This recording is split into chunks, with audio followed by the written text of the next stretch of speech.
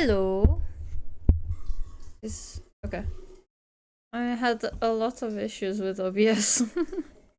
My docks were all broken, so I just had to fix that, and then the game wasn't opening, so I had to fix that, and hopefully it opens now.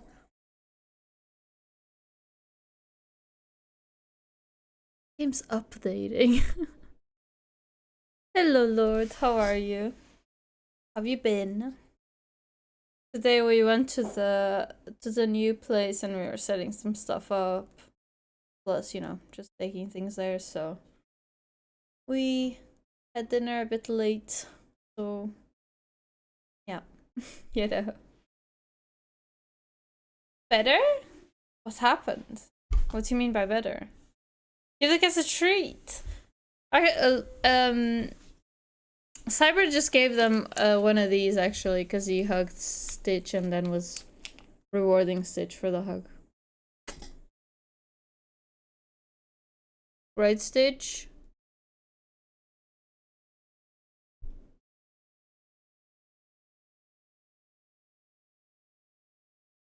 So it's meat. They can have the... Oh, no, they can have now. From last day? Oh, the flu! Oh, okay, that's good. That's good to hear. What do I do? Oh. No, you can... They can have it. Because they just had one of the tiny ones. This is fine. Also, they've been alone a bit more these days, so they deserve more treats. Because we've been going to the new place and setting things up, you know? Our bed is built. Now we just need to build everything else. It's not too bad. There's not that much more to build. Right, Stitch? They can move in advance to the new place? I thought that, but I think it wouldn't... I think it makes more sense... Threatening Stitch. I think it makes more sense for them to be in the place they know. So they already know this place. And then move them when we move, because then they stay with us.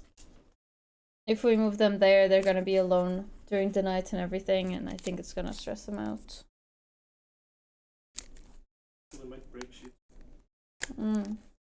Yes, also we have like a bunch of stuff laying around from just all the furniture we need to put together. So it's a bit easier if they're not there. Ow! Dude! You have to stop that. Lilo.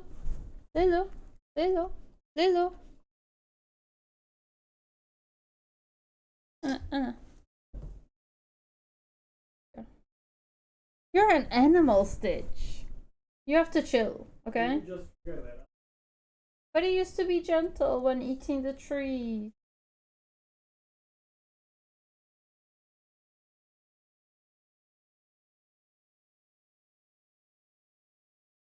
Let chaos reign, yes.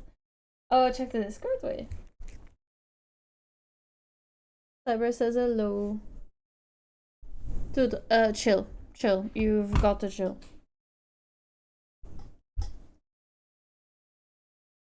Not been up to date with it. Dude. Sir?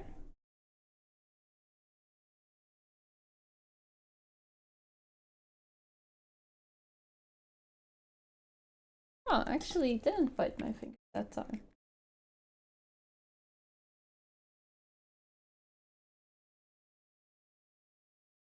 Hello, love. How are you? What's up? Oh, I saw that the other day. Yeah, I think I just need to make it bigger. I don't know. Or maybe I need to figure... I don't know. This one is fine, so it's kind of weird. I need to compare them. Maybe I just need to stretch it. Anyway, let me open my save. On the top, I think. Look at this cat. So cute. Anyway. The thing is, so now... I thought I might be able to stream Tuesday, but I thought it was unlikely. But, oh my god, my dice are all damaged. Dude. Dude. No. Bitch.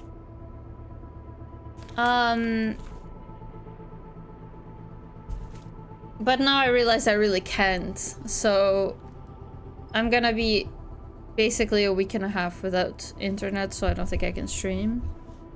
I think I'm gonna get like, there's a thing you can pay. So I think it's like a week of unlimited data, but it's on the phone. But it's not too expensive, so maybe I'll get that, but I doubt I can stream off of that, you know? I don't know. Coffee, I accidentally took too much, because my machine, you have to stop it. You have to stop it's taking. So... I forgot. I thought this was only in the mission. Did I ruin all my dice in the mission and now they stay ruined? I don't remember how to fix this. How do I check the tutorial? Guide.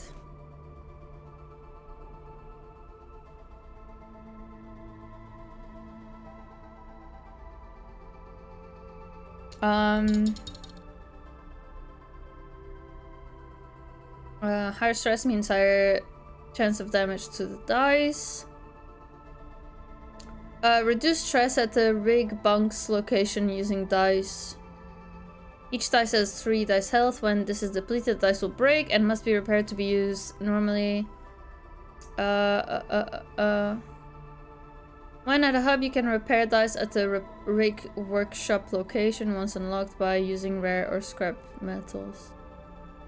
I don't think we have the rig workshop, do we? If all your dice are broken, your character will die. I think we're in just a normal difficulty, so... So I think all I can do right now is... Oops. How do I leave? I think all I can do now is, relax. But these... No, wait. Which are my, stress? Is it not these bars? I'm confused. Let me check that again. The white markers above the stress bar will tell you which numbers will damage your dice when rolled.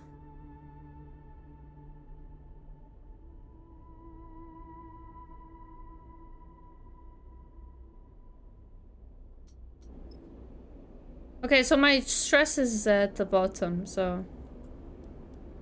If I start resting... But I have 1 dice that's broken, I don't know how to fix it.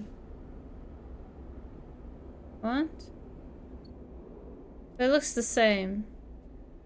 Okay, now I'm confused. Where's my stress? I thought the stress was these, balls here.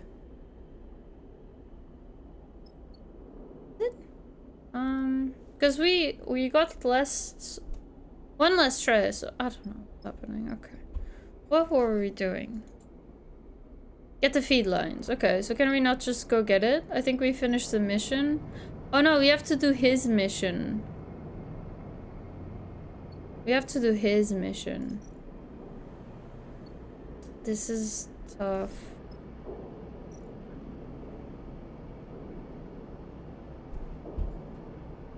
Okay. Preferably because last time I tried to play only on 4G. Oh no. Yeah, that's... I don't think it would be enough. I think I get 5G. But I did already, like, do video calls from the new place in on my mobile internet, and it's not... It wasn't working too well, so... I'm not sure it would work. I think I'm just gonna have to stop for a week and a half. I'm glad I decided to power my computer on. I thought there was no stream today because I was sleeping and my brain was confused. That's fair. I am very late, especially if you compare it to the old time.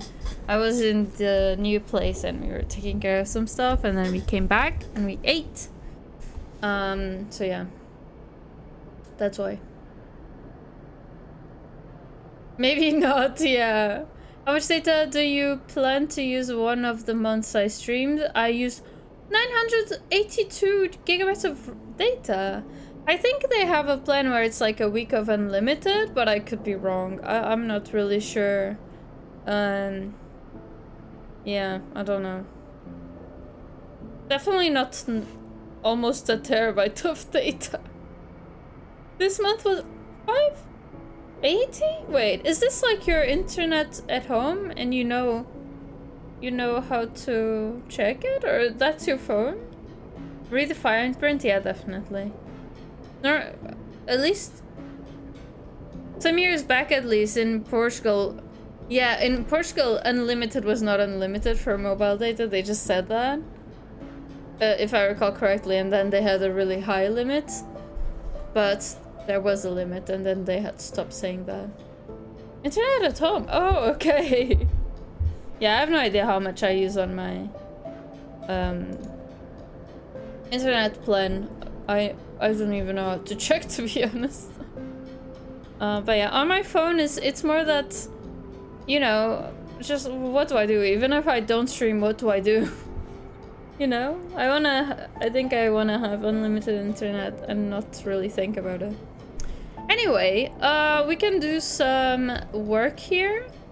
I don't think it pays a lot though. We have a contract, but we really need to recover from the last. Do the next. I didn't do very well apparently.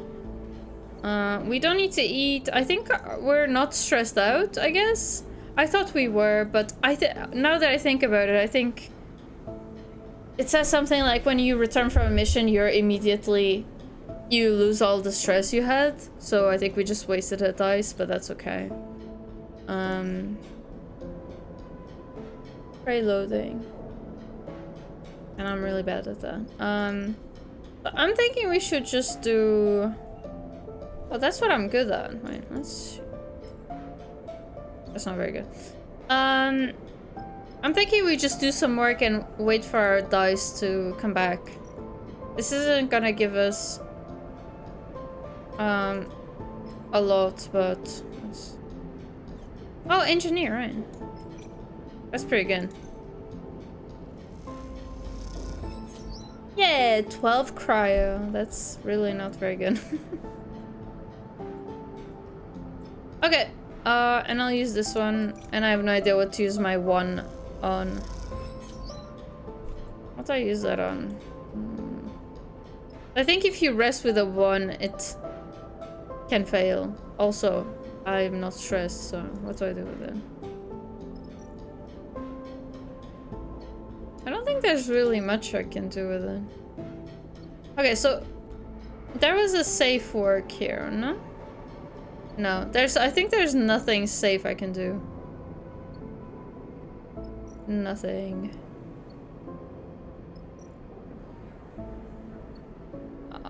Yeah, there's really nothing. Okay. Great.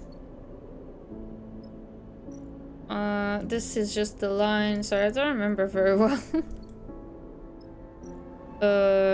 Right, so I guess I can use it here, and I don't think anything... Okay. Yeah, let's just... Yeah, cryo's probably good. Or should we go for fuel or supplies? I guess he could go for fuel, but... Okay, let's just end. I think money's good. Actually, let's go for fuel now. Because the supplies we can buy a 4 for the price of 3, I think. Actually, 4 for the price of 4. But the fuel... Oh, it's 2... For the price of 2. Okay. None of those are very worth then. But it's not too bad either. Maybe you should go. I don't know. Okay, let's end. Hello. Get out. Dude, get out. Get out. I know. Let's end. I won't have my desk until a week after I have internet, so. Great. Very, very good. Everything's going great. Also stitches there in the back.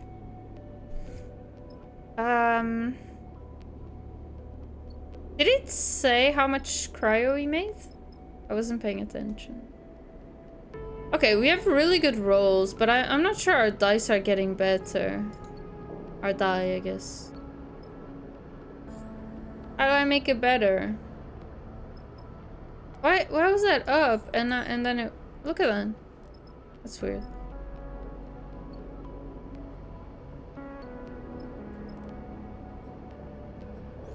Oh, I have 2 points. Okay. Should I just go, I guess I should look at what I can do right now and figure out what I want. We can do some work here. I'm very confused about the dice because they're not getting better. And we already did -2 dice. They're not getting damaged, but then how do I fix them? And also I'm missing 1. So I really didn't want to do any new missions with the dice like this, but I don't think they recovered. How do I get the rig workshop?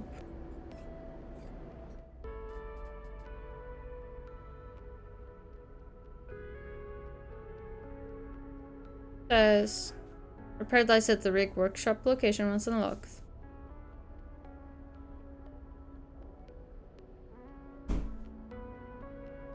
I don't think there's another way to fix it. I feel like we're in a very tight spot now, because do we just keep going for like these things for days and days? But that won't really make us enough money in time. I think we have to go do the mission, but I think we're gonna die if we do it, to be honest. Okay. So I guess, what is he good at, Seraphim? He's good at... What are those? He's good at, engage and, endure. Well, he's decent at it. He's not good. Those are my weak points. I wonder if he just gets whatever my weak points are. Should I go for the others then? These don't have anything special now, do they? Oh! -1 stress on focus die, a positive outcome. What is the focus die?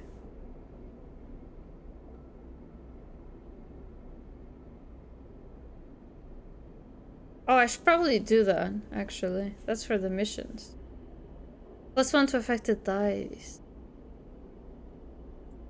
Those are all 2 points. I just realized the others are 4, so we can't get them.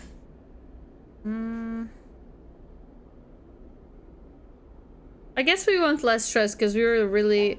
I think I messed up when I did it last time.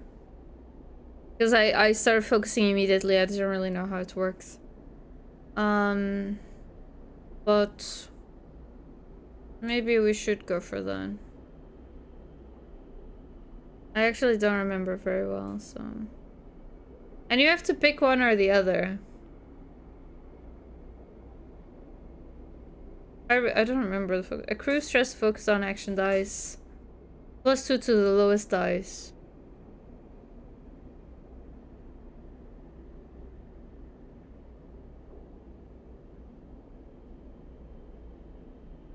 I think I'll get the less stress. Hopefully that's a good idea. I think we have to go on the mission, to be honest. But I need to buy more stuff, more supplies. So I need to buy these. And then, I guess, fuel as well. And, let's go. Should I eat first?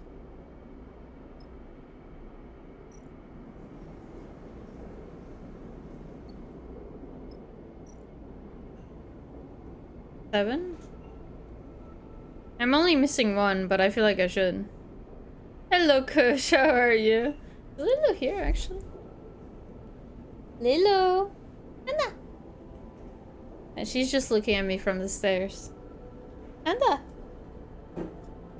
Okay. I don't know. How are you, Kush? Okay, so wasn't there food? Okay, here.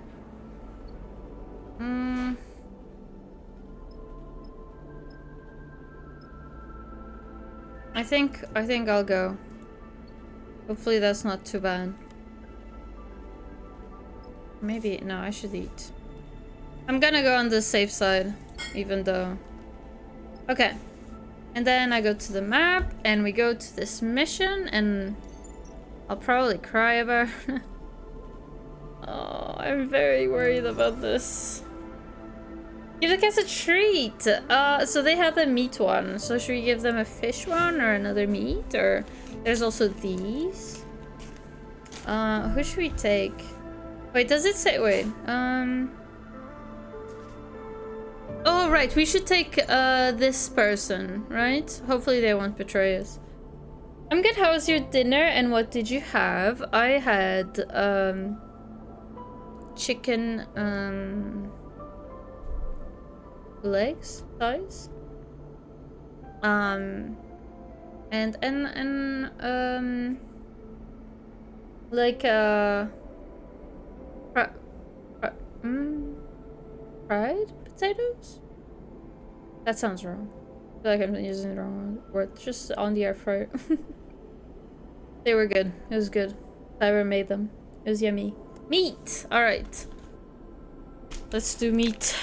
Lilo. And let's start the contracts. Let's hope for the best.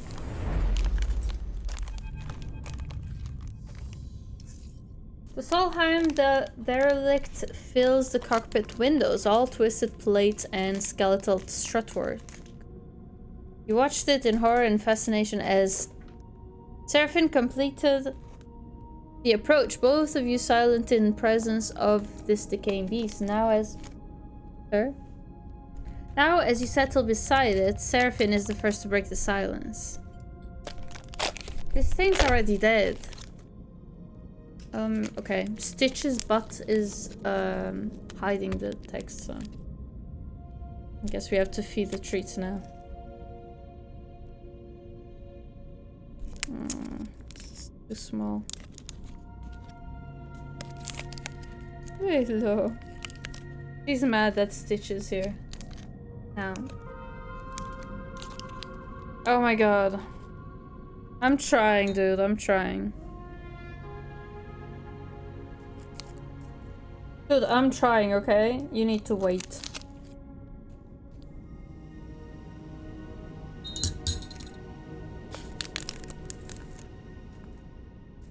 There we go. Dude, you're biting my finger. Chill. No. No. No. Stitch. Oh, dude, stop. Stop biting me! Why did you get like this? You used to be a gentle boy. Look, it's right there. Lilo, it's right there. Look at that face. So cute. Bro, you keep biting me. You keep biting me.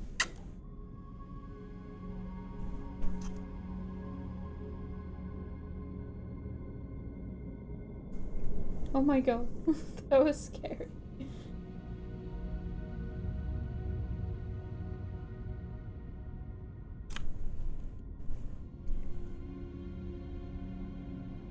Oh, look at her, so gentle.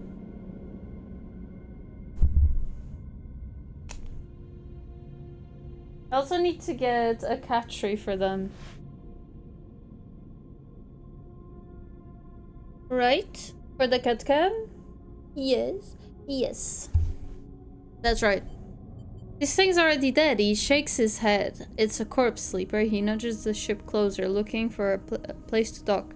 I touch this thing too hard, it'll crumble to dust. I'm not really sure what to say to that.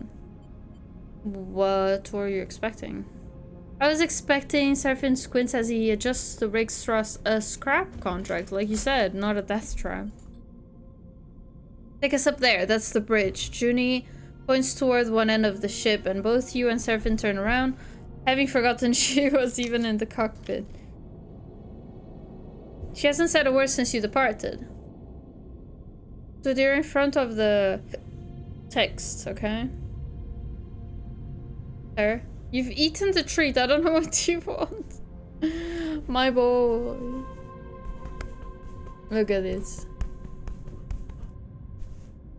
She glances at both of your bemused faces. What? She looks away. Sorry, that's where we need to go. She stops pointing. Seraphine nods towards Junie. She's not wrong, Sleeper. The bridge would be a great start. Assess the wreck first? I mean, that sounds reasonable. Oh, I feel kind of bad. Maybe I should have just gone for it. I just thought, you know, look around. That makes sense. Okay, I should have just said to go for the bridge. Junie settles silently back into her seat. She looks away out of the cockpit, and you are unsure if she's upset or just embarrassed. Carefully, Seraphine brings the ship close to the derelict and guides it along the hull. The rig's lights ripple over the broken surface, finding gaps and cracks everywhere. It seems remarkable that the derelict is still held together. Shit, Seraphine hisses as a huge spinning piece of debris drifts in front of the cockpit. He pushes the rig down beneath it, squeezing between the debris and the hull, as he does so, an ear-splitting screech signals the rig scraping across the derelict's skin. Oh. You freeze for a moment, waiting for the breach sirens to sound, but the moment passes and you relax. You glance at Seraphine. His face betrays no emotion. Okay. I should not have done that. I thought we were just... I don't know. This isn't safe, Seraphine. Seraphine shakes his head. I'm going to find somewhere better to settle ship, and then we need to suit up and work our way along the hull on foot. You look back at Junie and see her still in her seat, eyes wide. You okay? Junie looks at you, and there's a sudden unfamiliar hardness in her eyes that surprises you. Then, one moment later, it is gone, and her gaze softens. I'm okay. She smiles a flat smile. Don't worry. What is that? Seraphine brings the ship away from the derelict's... derelict's hull an inch at a time, then slowly brings it round to settle close to a mostly intact hull plate. This section is fairly free of debris. He nudges the ship a little closer. We should be good to hold here. Seraphine unclips it from his seat, and you and Junie follow suit. As you all glide down towards the airlock, Junie silently follows. You can't help but feel judged.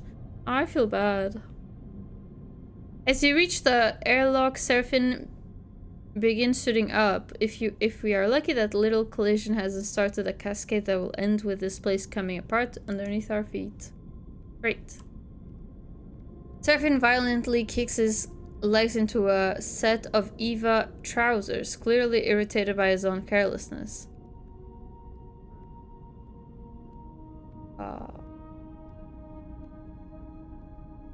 Well... I'm not gonna say anything. This is a delicate job, Junie says quietly, almost to herself. The data core will be fragile.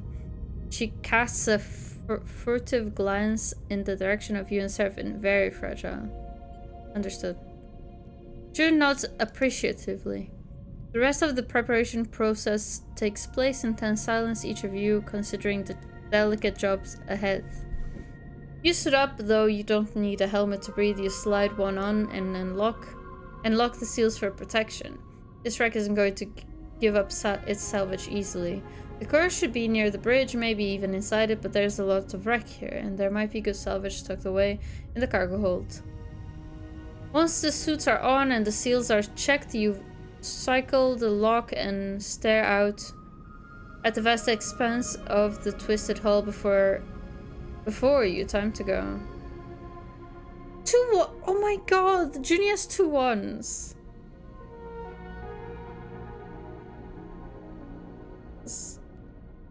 Okay. Lock this dissection. It takes longer, but cutting away The lock layer by layer is the safest way to make it through, or force it. Forget being delicate. The clock is running on the contract, and forcing the lock is the fastest way to gain entry. So none of us are good at that, so I don't think I'll do that. So my character should probably do the lock dissection. Then what else? Clear cargo doors. So these people are good at nothing. They're not good at anything.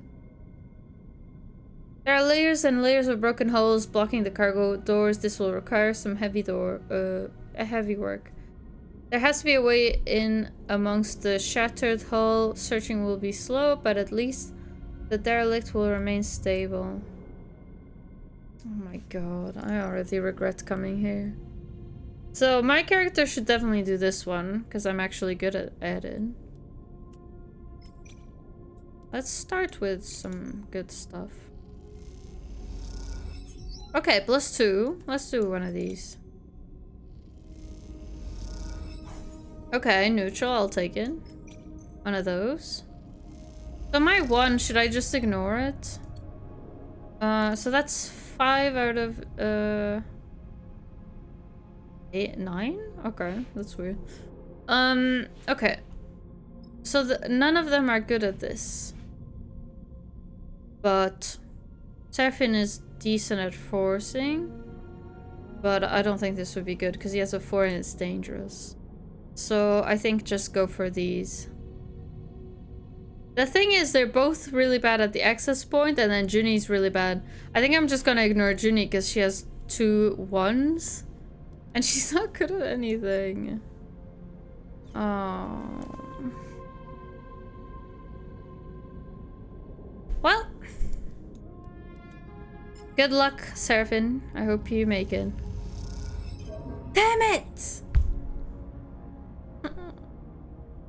Contract stress has triggered the crisis. The crisis will add 1 contract stress per cycle. Where's this?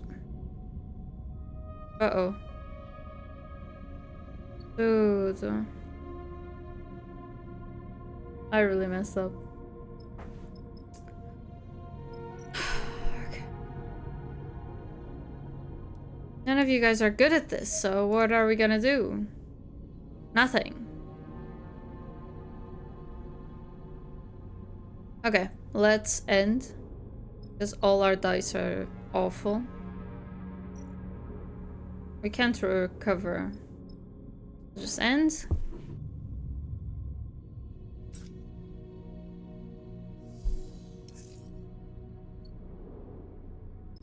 He has a 5, so I'll use that here. Okay, so I'm assuming I have to do this now, right? I assume so, yeah. He's the only one who can do it, though.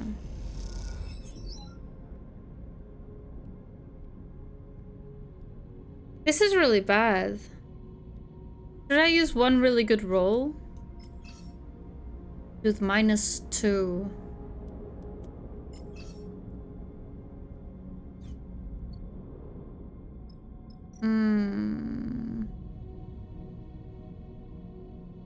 I think I might use Junie's 4 there, 6 there, because she's really bad at everything else, so I might as well. Hopefully that's not negative. Dude. I always get negative when it's an option. What the hell?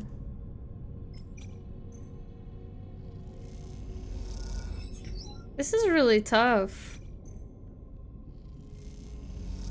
Oh my God.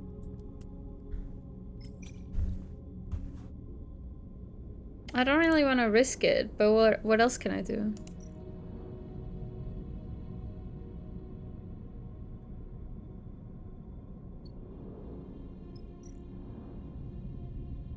Okay. If I use a 2 here, it's just gonna be a 2, and it's really risky. But the crisis is going up, so... Can't really do anything with the... Oh, these rolls suck. Should I just risk it? We only need +1 for this to be done. And then maybe we can do something else. Okay. Thank you. The bridge of the derelict lies silent. The pale beams of your soot lamps catch rows of terminals and clouds of glittering dust. So do you wanna move? Wires wave like seaweed and the whole scene appears as if underwater, chaotic but still. Ginny glides past you, disturbing the dust and taking you by surprise as she does. She has been a stoic presence so far, but in this moment she seems drawn forward by some force of curiosity. You watch as she bats away debris and begins checking the terminals. I'll let her work. She's already prying an access panel of one of the more intact-looking terminals. Okay. And as she does, puffs of rust color the vacuum around her red. I'll just approach her. She turns back to the terminal and finishes prying off the plates, then quickly she reaches inside, fishing around for something. Her hand comes back out with a waving cable topped with a thick connector. As soon as she sees it, she slips a keyboard-sized deck and out from somewhere on her person. She runs her hand across the back until she finds the right port and connects in the connector. All of this happens in a few seconds. The routine, practiced and precise, it is hard not to be impressed. Nicely done. We'll see, she says so quietly it seems mostly to herself. Judy's fingers dance across the deck's keyboard and a burst of static lights up the Solheim terminal screen. A sudden burst of light and color takes you by surprise. Junie's fingers tap away at the terminal's screen, flashing with blocks of color and lines of code. It buzzes and vibrates, its long-dead systems forced back into chaotic life. Then, all at once, it goes dark. The terminal is dead. Shit, Junie hisses beneath her breath. Useless. You cannot tell if the insult is directed at the terminal or herself. Find anything? She looks up at you as if she was just waking up from a dream. No, she pauses. Nothing useful. She protectively slides her deck away. The cradle with the data core can't be far. She pushes off from the terminal, gliding away from you. I'll start looking, she calls back, and heads to the other side of the bridge. Serafin glides up beside you. Everything alright? What do you think of Junie? The kid? Serafin shrugs. You'd know better than me. Keeps to herself. He squints at her retreating form. Going to make noodles. Alright. Alright. I hope they are tasty. Serafin stretches in his suit. I have to admit, it's nice to be back working, especially now that we are the ones who will reap the benefits. He claps you in the shoulder. Feels good to be taking our fate into our own hands. I know it's pretty rough here. Back on Hexport and out here, we're just as likely to get shredded by debris as find the damn data core. But aren't you glad we made a break for it? He pauses and looks down, having asked the question almost by accident. I mean, I am. I just don't want to speak for you. I'm glad too. Serafin smiles. You better be. I didn't give up that little dark side cupboard I was living in for nothing. He laughs at his own joke. Look, Serafin checks his suit's wrist seals. Once we've got a bit of space behind us, once we've gone the distance, if we even manage to get that far, he furrows his eyebrow. Don't feel you owe me. I'm no charity case. What?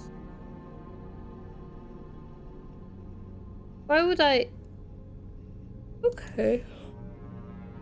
You want us to go our separate ways? Fine by me. He meets your eyes. Just do me the favor of telling me to my face. That won't happen. Serafin nods but doesn't respond. After a moment, he shines his torch out into the dark, checking the rows of terminals all across the bridge. You watch the glittering dust as it eddies in the beam. Serafin sighs. Let's get to it. You watch as he crosses the bridge, his torch probing the dark corners. You feel a chill run through your body as you imagine the people that once ran this ship. The Solheim crew, surely long dead. What was it like here before the collapse? When the system was the jewel in Solheim's crown? It's impossible to know. That history is lost to you now. All you can do is pick what you can from the ruins. Alright, give me something good, please. Oh my god. Reboot the system? Sure.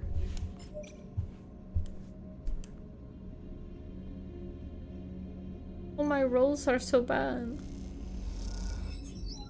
Oh.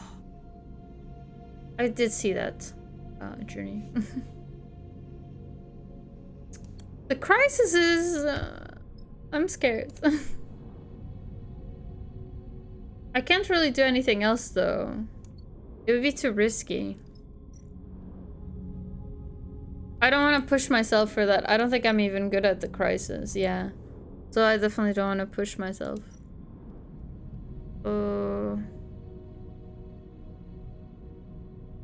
Nothing is safe. Oh, Stitch is so sleepy. He's so cute. Alright, let's end this cycle. Oh, I didn't have to eat because there's no, like, hunger here.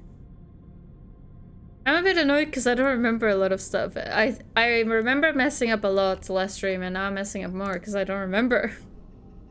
Okay, so for the crisis first. It would be really nice if we could get this under control. That's very risky. I think I'm gonna have to risk it.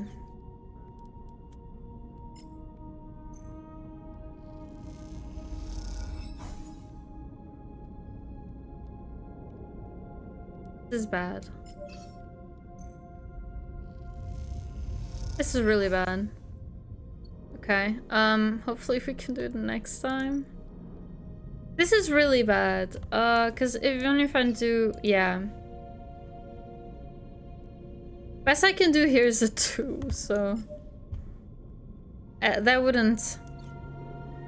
Even if the 2 was the best outcome, it wouldn't be enough, so I think we just do something else.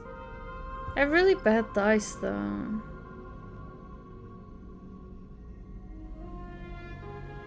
I think I'll try this. I got 1 stress, okay. A 3 is not that good. 3 is not that good.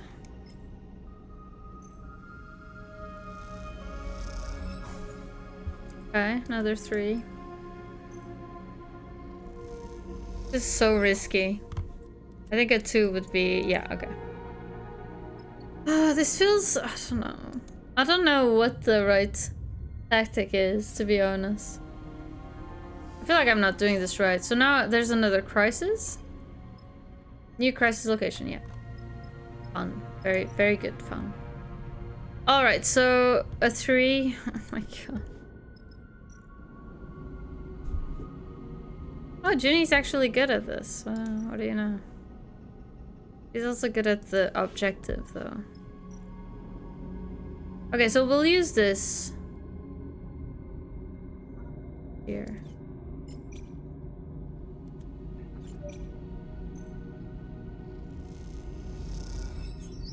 Oh, this is really snowballing.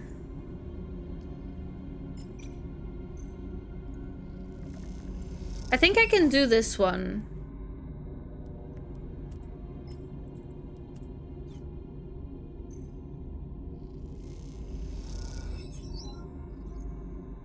Oh, okay.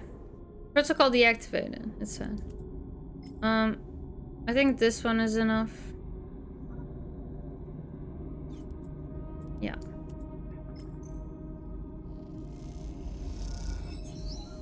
Okay. So now it's only +1 again. And we can try to fix this one. And use all my dice. It's great. Is this 3 the same? Yeah. So let's use this 3. Because it would be the same as my 6. Great. Great. Good. Okay. I think we'll wait and maybe use the 6 here so we can actually make some progress.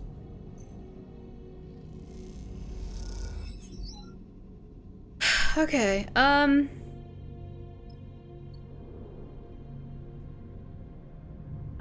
don't get it because I wanted to get my dice back to healthy and get my 5th dice. But I don't know how to do it. And after we're done with supplies, we're gonna start getting more and more stressed, so... I don't know. Okay.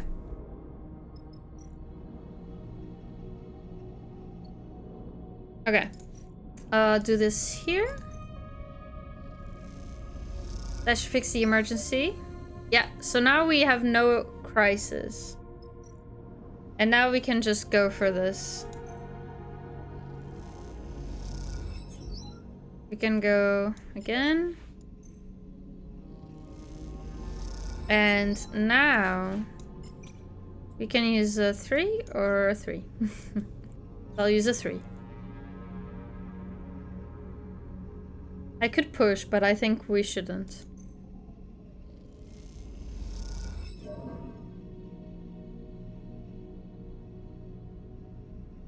Should I risk it with another 3? I think so. Okay. I'll use my last 3 here. Hope for the best. 75% chance. Let's go. Okay. Now we can do...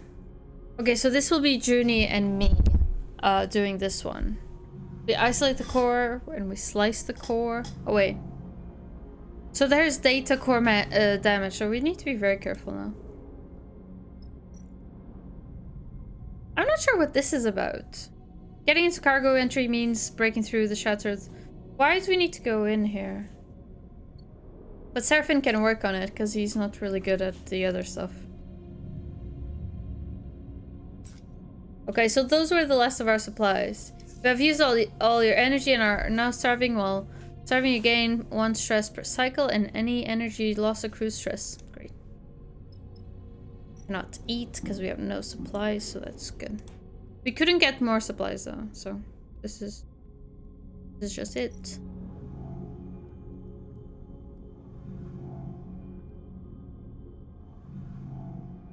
One way of getting the fragile core out is to physically cut it free, slicing each connection individually through.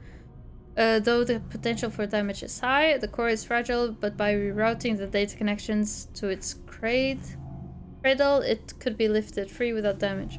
So I'm just gonna do both, because it's allowed, so. I'm hoping we can do this.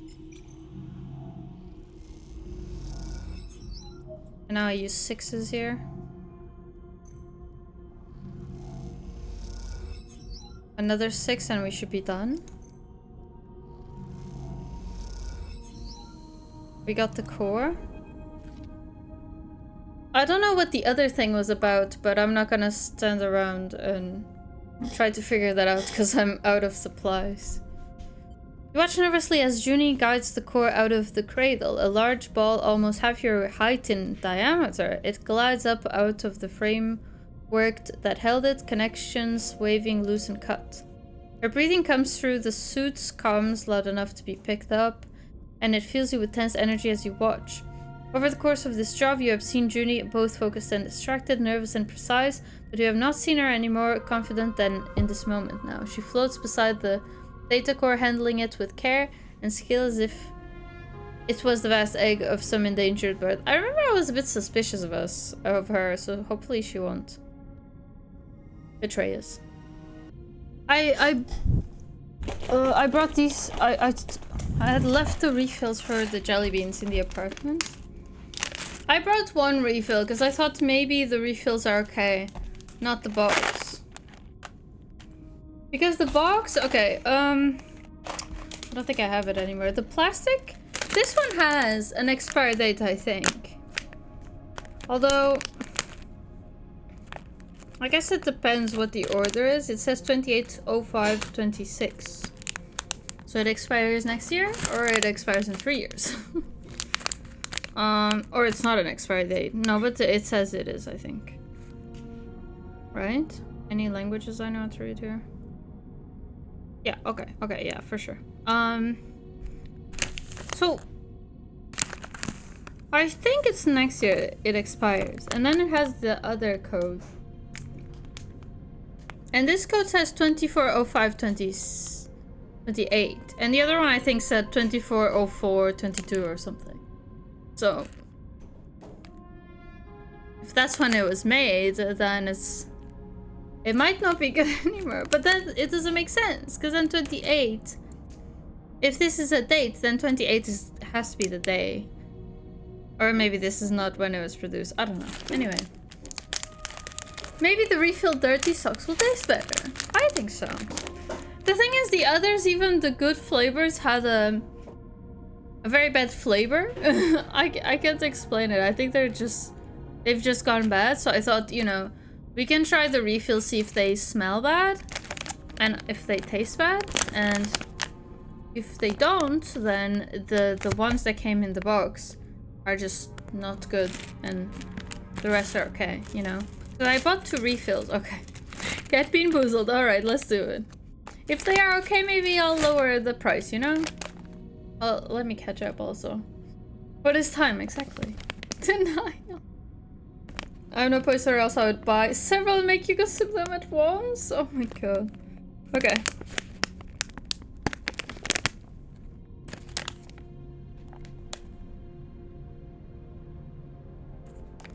Oh my god, there's no like thingy to open it with.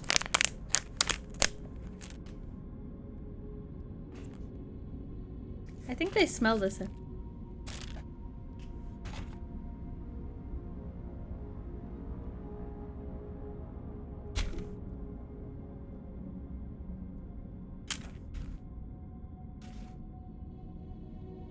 But they smell better.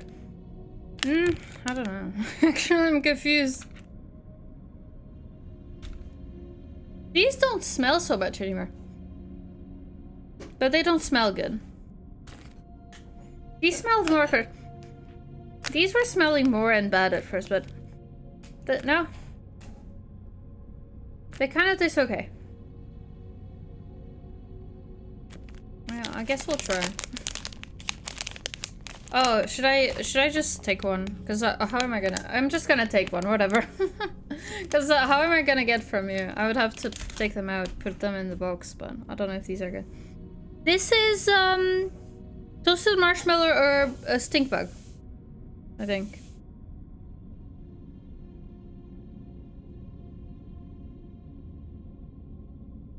That is fine. That's toasted marshmallow. Okay. Next time I'll try these again. But I don't think these are good. I think these are... that's tasty. That one's tasty. I think these may have gone bad, to be honest. But also, I'm thinking maybe they had to air out or something. I don't know, because they don't... They smell bad, but... we need a bad flavor, alright. I'll try these now, and we'll see. Oh, wait, do you mean on the thingy? Because the good flavors on this one were still really bad. Should we try on the box ones or the other ones? Because I think we should try the box ones and see if they're still bad. Okay, refill. Alright, let's do the refill. I'm just gonna take it blindly again, because I can't really see.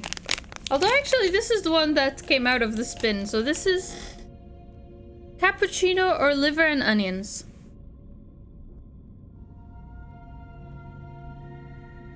Oh. Oh. No? Oh. Oh, no.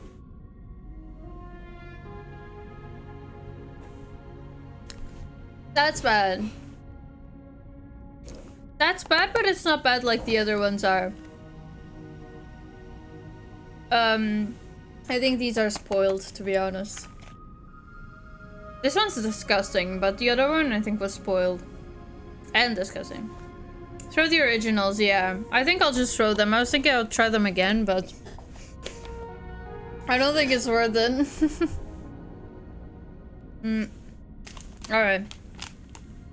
I'll do that later and then I'll put these in the box. Because yeah, I noticed they are from different batches or something. I think this is a batch. Because after it has some letters again.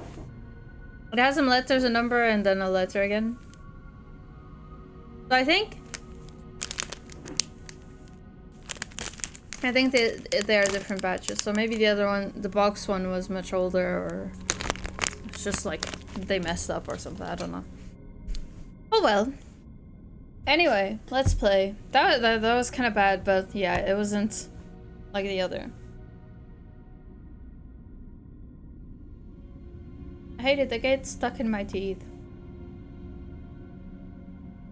Anyway, I feel like she might betray us. We'll see. She glances up and sees you watching her, and you notice something unfamiliar in her eyes. Something that you have perhaps seen in a passing moment before, only now it is no momentary relapse or change. It is set in place. You see determination. She guides the core a little away from you with one hand, and at the same time comes forward, almost placing herself between you and her prize.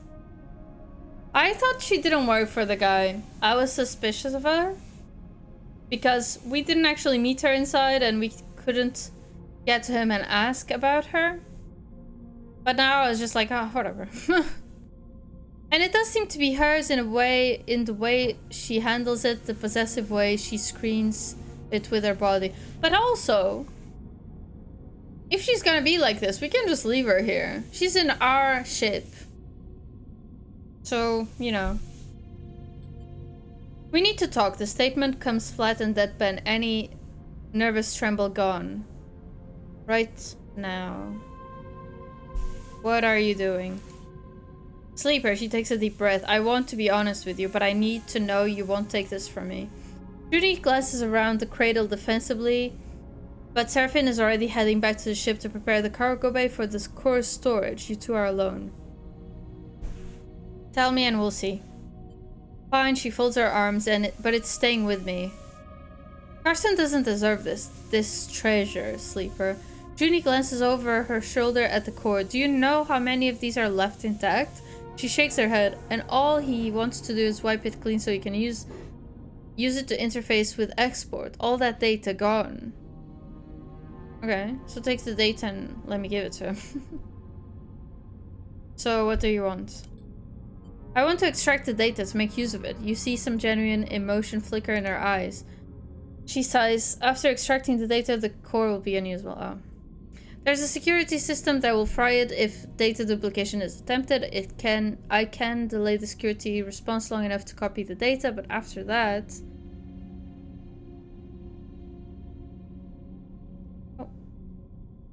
Oh.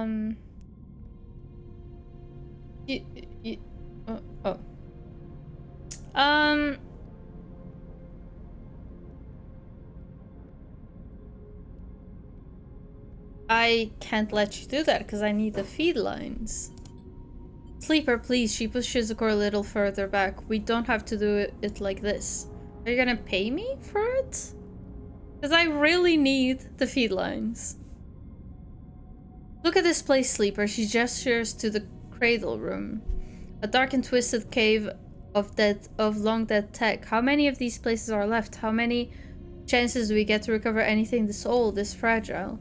Like it or not, we live in Solheim's shadow, in their ruins, and yet we know almost nothing. What chance do we have of understanding how we got here when others like them, like Senetstadt and Conway, are descending on this system? What can we learn from the core? I don't know, Sleeper. That's the point. She gestures around herself.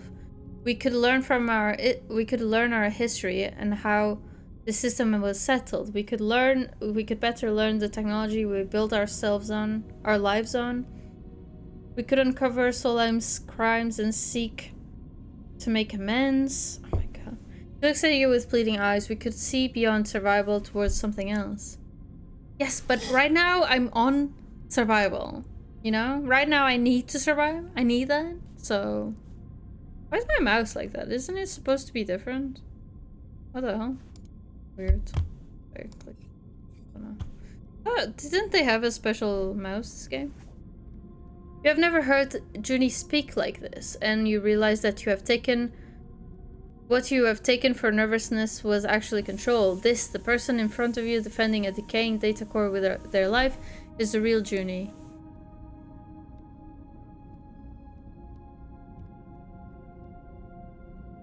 But then you think of Lane, of the price he likely put on your and Seraphine's heads, and of the feed lines, without which leaving Hexport will be almost impossible. Is this even a choice? We can try to take it from her, but we're really bad at that, so I'm just gonna explain it to her. The feed lines. Junie listens carefully as you tell her about the deal with Karsten, the feed lines he offered you, and that both you and Serafin are on the run. Then I'll help you. Junie doesn't flinch. We find another way to get those feed lines. Karsten is an idiot. I can hack his security and you can pull them out of here. Or Serafin looks tough. Maybe he can grab them? What?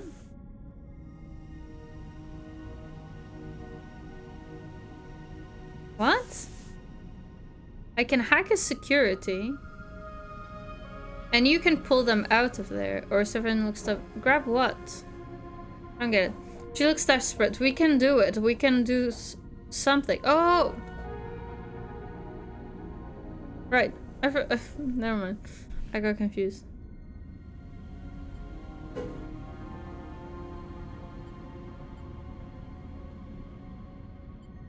Don't you work for him? Of course she doesn't. Why should I trust you? I mean, I don't really have much reason to trust her. Why should I trust you? Junie sighs. Let me be honest with you. I don't work for Karsten. I know. Well, that's obvious. That was very obvious. Even in the beginning, I didn't think you did. Now I obviously know you don't. He didn't send me. I might have misled you there. I knew he knew where the derelict was, and I heard your conversation. I've been keeping an eye on him. She pauses. I know I lied, but I can help you. Let me strip the data from the core, and I promise to help you get the feed lines. She meets your eyes with intensity. It's a lot of information to take in at once. You need a second to think. Okay. I need a second to think, but I'm still gonna have to decide now. This is good. Hello then, Trusty. Hope you're doing well. Thank you. I am. Yes. We just, we're taking care of some stuff at the apartment today. And tomorrow we're doing the move. We're doing the rest of the move. We're taking the cats and everything. Well, tomorrow or Tuesday morning. We'll see. So yeah, we're finalizing it. We've just been building furniture and stuff. But all good. How about you? Okay, I'll say let's do it. Thank you. Junie looks genuinely moved. This is a gift for all of us, Sleeper. I hope you'll see it like that. I really hope this turns out okay. Junie turns to the data core, quickly gathering one of its loose connections. She takes out her deck and plugs it in, then crosses her legs and places it in front of them, floating tethered beside the core. Her fingers begin tapping at the keyboard, teasing out the core's data and whatever Solheim secrets it might contain. As she does, Serafin enters. He braces himself in the entryway. What's she doing? Junie doesn't seem to notice. Emptying the data. She's doing what? Serafin jumps to attention, but you put a hand on his shoulder. He eyes you suspiciously. I hope you know what you're doing, Sleeper. He nods towards the core. That's our ticket out of Hexport. Junie will help us.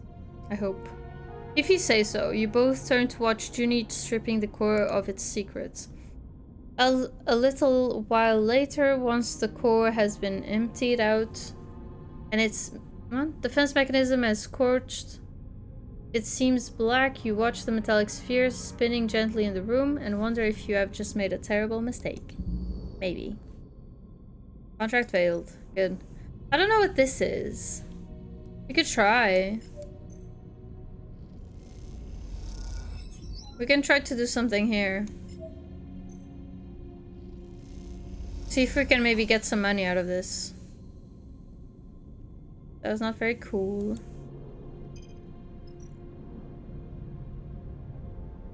Gonna get scrap. Countless vast bays extend from here deep. It's gonna be rough. Deep into the derelict, scanning and mapping each one will allow you to navigate them safely. Perhaps, okay. We can do a 4 here. Please. Okay. Oh. We're not actually getting the scrap though. I don't think this is gonna work out for us. Well.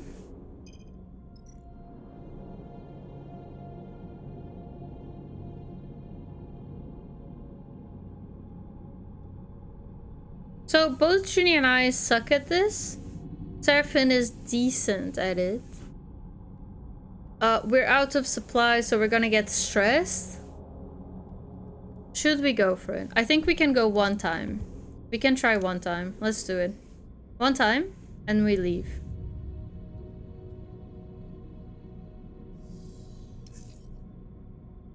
Yeah, we're all getting stressed out. But, look at this. Hopefully we can make some money out of this. I don't think it's free. Why is it stressing? Why did it oh, right. Do I need to take care of the crisis, or can I just leave? Do you think I can just leave? How do I leave? I forgot. How do I leave?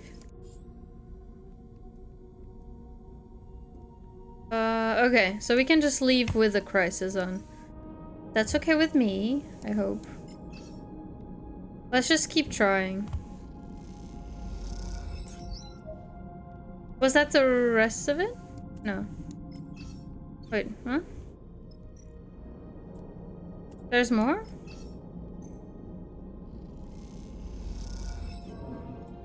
Okay. Oh. Should I go? Yeah, I should definitely go. Okay. I didn't notice we were, at the very end. There's a horrifying lurch. You are sent spinning through the bay. You were crossing in a hail of debris. Oh. It was just a text stitch. And now I'm in screen mode. Screen share mode. Okay, I think I messed up. I didn't realize we were at the max of the crisis. You watch as the side of the bay silently tears open in front of you, a gaping black maw tooth with flying debris. I messed up. You stare into it, your breath heavy in your ears, your eyes wide. Suddenly you feel a tug on your back. You're a tether. As you spin back from the southern or west of your glide, you see Serafin holding onto the other end, reeling you towards him. You have to go, sleeper. His voice comes urgently over the comms channel. This place is done. You both make your way up through the spinning... What is this? Because I can barely read. They're just both here sitting. Lulu's angry at him. And he's just trying not to move, sitting closer. But he's in front of the screen. Okay, you both make your way up through the splitting derelict in silence, charting a path through what were once passages but are now twisted tubes like an intestinal tract of some dead creature. Eventually you make it out onto the surface and find the rig still tethered but gashed with debris and scars. You and Serafin exchange concerned glances. We are going to pay for this. He looks over the damage. Let's hope she still flies. Oh, I messed up. I keep messing up in this game. You tether together and push off to the... Please move your face. You tether together and push off. I cannot read.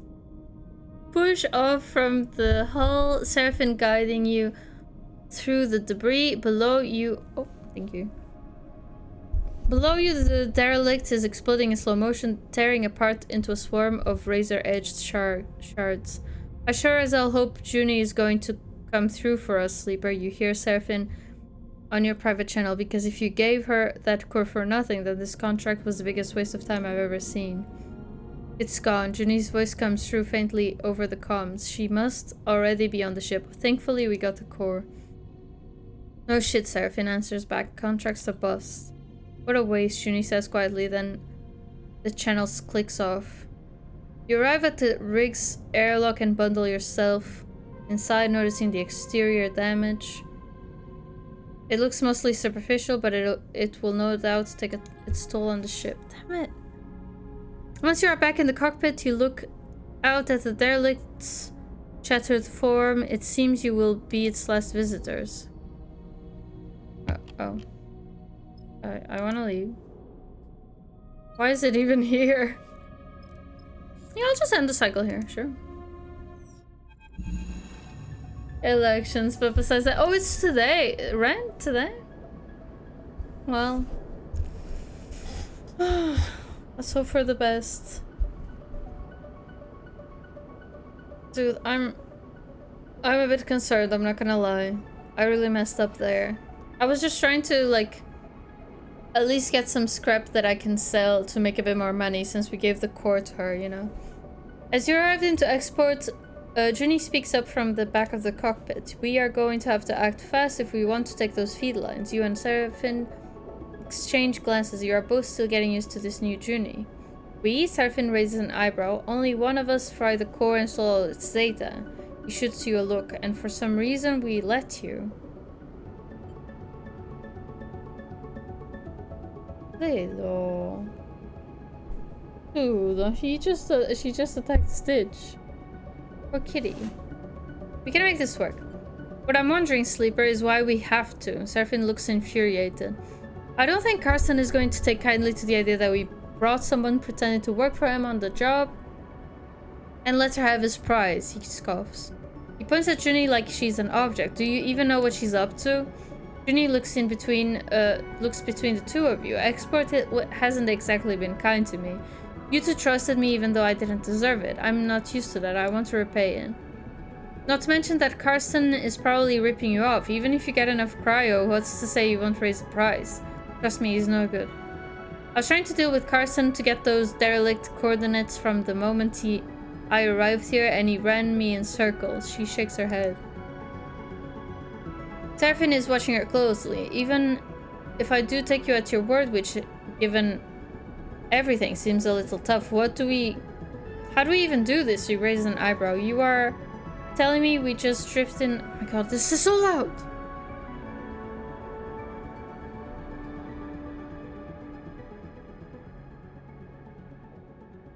That is so loud, it was bothering me. Okay, I'll make it louder for you guys again.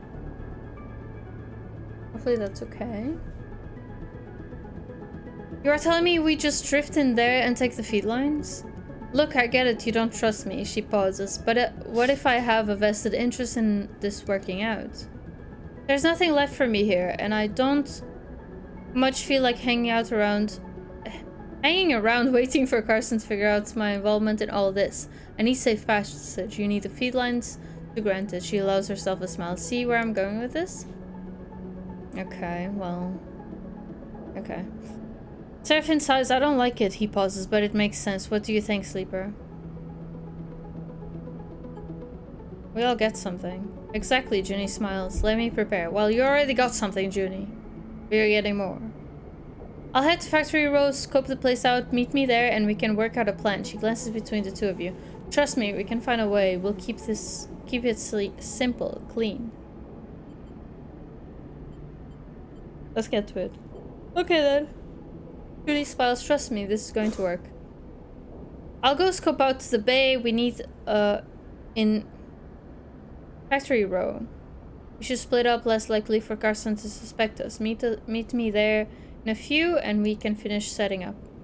Julie unclips from her seat, floating. I want to show you I can be trusted, that we can do this. She looks between the two of you. Believe that, please. And with that, she slips away down the passage towards the airlock and Hexport beyond. You look at Seraphine. I'm saying nothing, Sleeper. He unclips from his seat too. Either this is the kind of mess you have to go through to get out the other side, or it's the kind you never escape. Either way, we're in it now. He leaves the cockpit. You stare at the chaotic lights of Hexport and wonder if anything is in Starward Belt ever runs smoothly. Seraphine wakes you gently. Sleeper, we're out of time. He checks. What? Really? The door to the bunks and you hear a faint banging in the corridor beyond. He turns back to meet your eyes. They're here. Oh my god. Oh my god, I really messed up.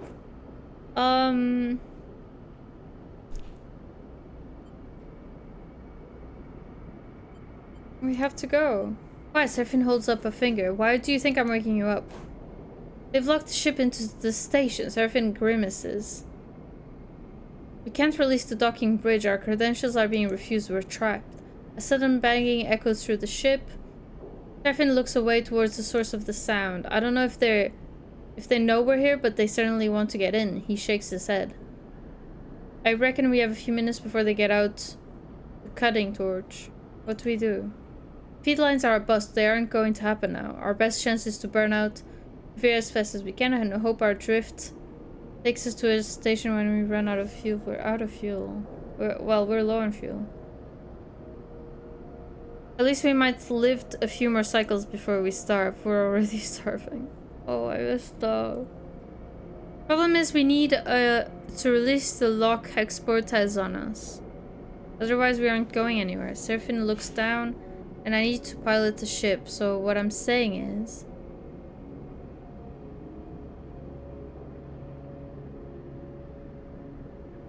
I have to release the lock. Exactly, I'm sorry, Sleeper. He gives you a dark look. There are some big manual release levers inside the docking bridge itself, but to get them you are going to have to go through the airlock. He swallows hard. And once you do that, you'll need to get back in as the docking bridge releases. He grimaces. If you mess up, you are likely to be sent spinning into the black. That's our only choice. Apart from coming out with our hands on our heads, yeah, that's our only choice. You know, there is nothing to be said. Time is up, and this is what it has come to. I'll be at the controls waiting. Serafin gives you a nervous look. The moment you're back in the airlock, I'll burn hard. He clasps you by both your shoulders and looks you in the eye. Then, without saying anything, he releases you and glides out of the room. You drift down to the airlock as quickly as you and as quietly as you can, slipping into a suit of protection. At least you think as you secure the seals you don't need to breathe. The banging subsides and you hope the hunters have left, even though you know this is only the quiet before the storm. You take a moment waiting inside the airlock as it cycles. The second the exterior door begins to open, you go. As you dash out of the airlock, the scene in front of you appears as in slow motion.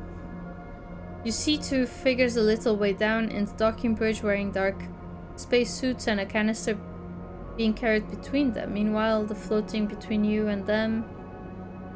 What? Oh, floating between you and them is a heavy-duty cutting torch. Oh. Knocked spinning by the opening airlock door. Huh? Oh. You see the release levers in yellow hazard stripe just beyond the hunters. Right. You know you are lucky and you know you only have a moment to make your move. Well, I only have one move that's gonna maybe work. At the bridge. Neutral, great. You change the plan, ignoring the levers and instead reaching out for the heavy-duty torch. Your fingers grasp the handle and in one swift move you ignite it and run it along the edge of the bridge. The frame of the docking bridge glows white hot, releasing globular sparks into the air. You push the torch harder, knowing you have little time. As the bridge shudders and twists, the frame melting away, you feel the fizz of projectiles slicing through the air around you. The hunters are firing. A scream blocks out all the sound and you feel an urgent pull tugging you away from the ship. Dude, move, please. Oh. The tunnel bends sickeningly and then comes apart. You are close enough to the ship that you manage to kick back away from the twisting storm of debris that the tunnel becomes. You see the dark suits and the hunters among it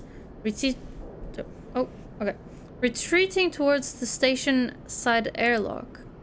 But as they do, a hail of projectiles slices across the void from their direction. You have no time to react. You are carried backward by the hunters' stunned rounds. Their impact shutting off whole sections of your frame. You spin towards the open airlock. Your vision flashes with warning sigils and you feel a distant throbbing pain. The final fainting things you feel... No! What? Before you lose consciousness are the impact of your body against the interior wall of the airlock, the hiss of the cycling system, and the heavy weight of the ship in full burn. Citra's looking at me kind of funny. That was... We're in such a bad spot. I really messed up. What the... Serafin's quiet question wakes you from your haze as the brig cuts across the belt. You try to move and feel a wave of flickering pain pass through your body. You flinch and steady your nerves. You find yourself strapped into a seat in the cockpit. Seraphine doesn't seem to have noticed you are awake. You open your mouth to speak, but no words come out. There is a crackle of noise that echoes through the ship's comms. Seraphine is glancing nervously at his console. Something has him spooked. Sleeper, the voice as distorted as it is, cuts through to you. Lane, I know you are here. A hissing pause. You are slipping away, a squawk of noise, but we can't have that. You don't understand why Seraphine isn't reacting to the sound of Lane's voice. Then you realize you can't hear it. The voice is in your head. I take this personally, Sleeper. A sharp intake of breath. After all my investment, all my care extended upon you, this is how you repay me. I see a little something glinting out there. Lane continues. Could it be you? You don't move, you don't breathe. All you hear is Lane's voice. Something shifts in you. A sudden impetus? I don't know what that is. A will to move that is not your own. You unclip from your restraint, drifting forward towards Seraphine. Seraphine looks over his shoulder and sees you. You are up. He looks surprised. Take it slow, alright?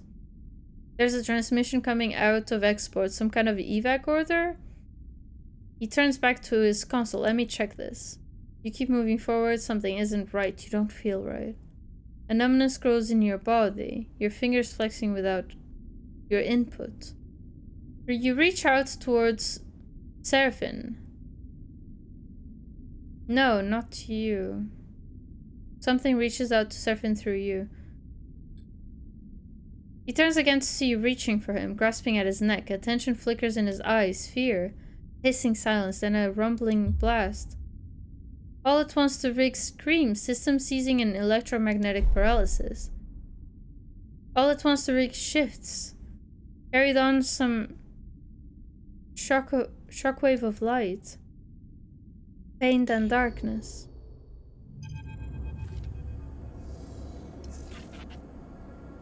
What is happening? Why do my dice look like that? Oh my god. Voices echo warmly through your minds. You can't quite make out what is being said, and any attempt to focus causes a growing flare of pain, so you let them fill the air, unidentifiable and soft. You are floating and so you cannot yet feel your body or its weight. The feeling is pleasant, soothing, and yet the moment you realize this, it begins to fade.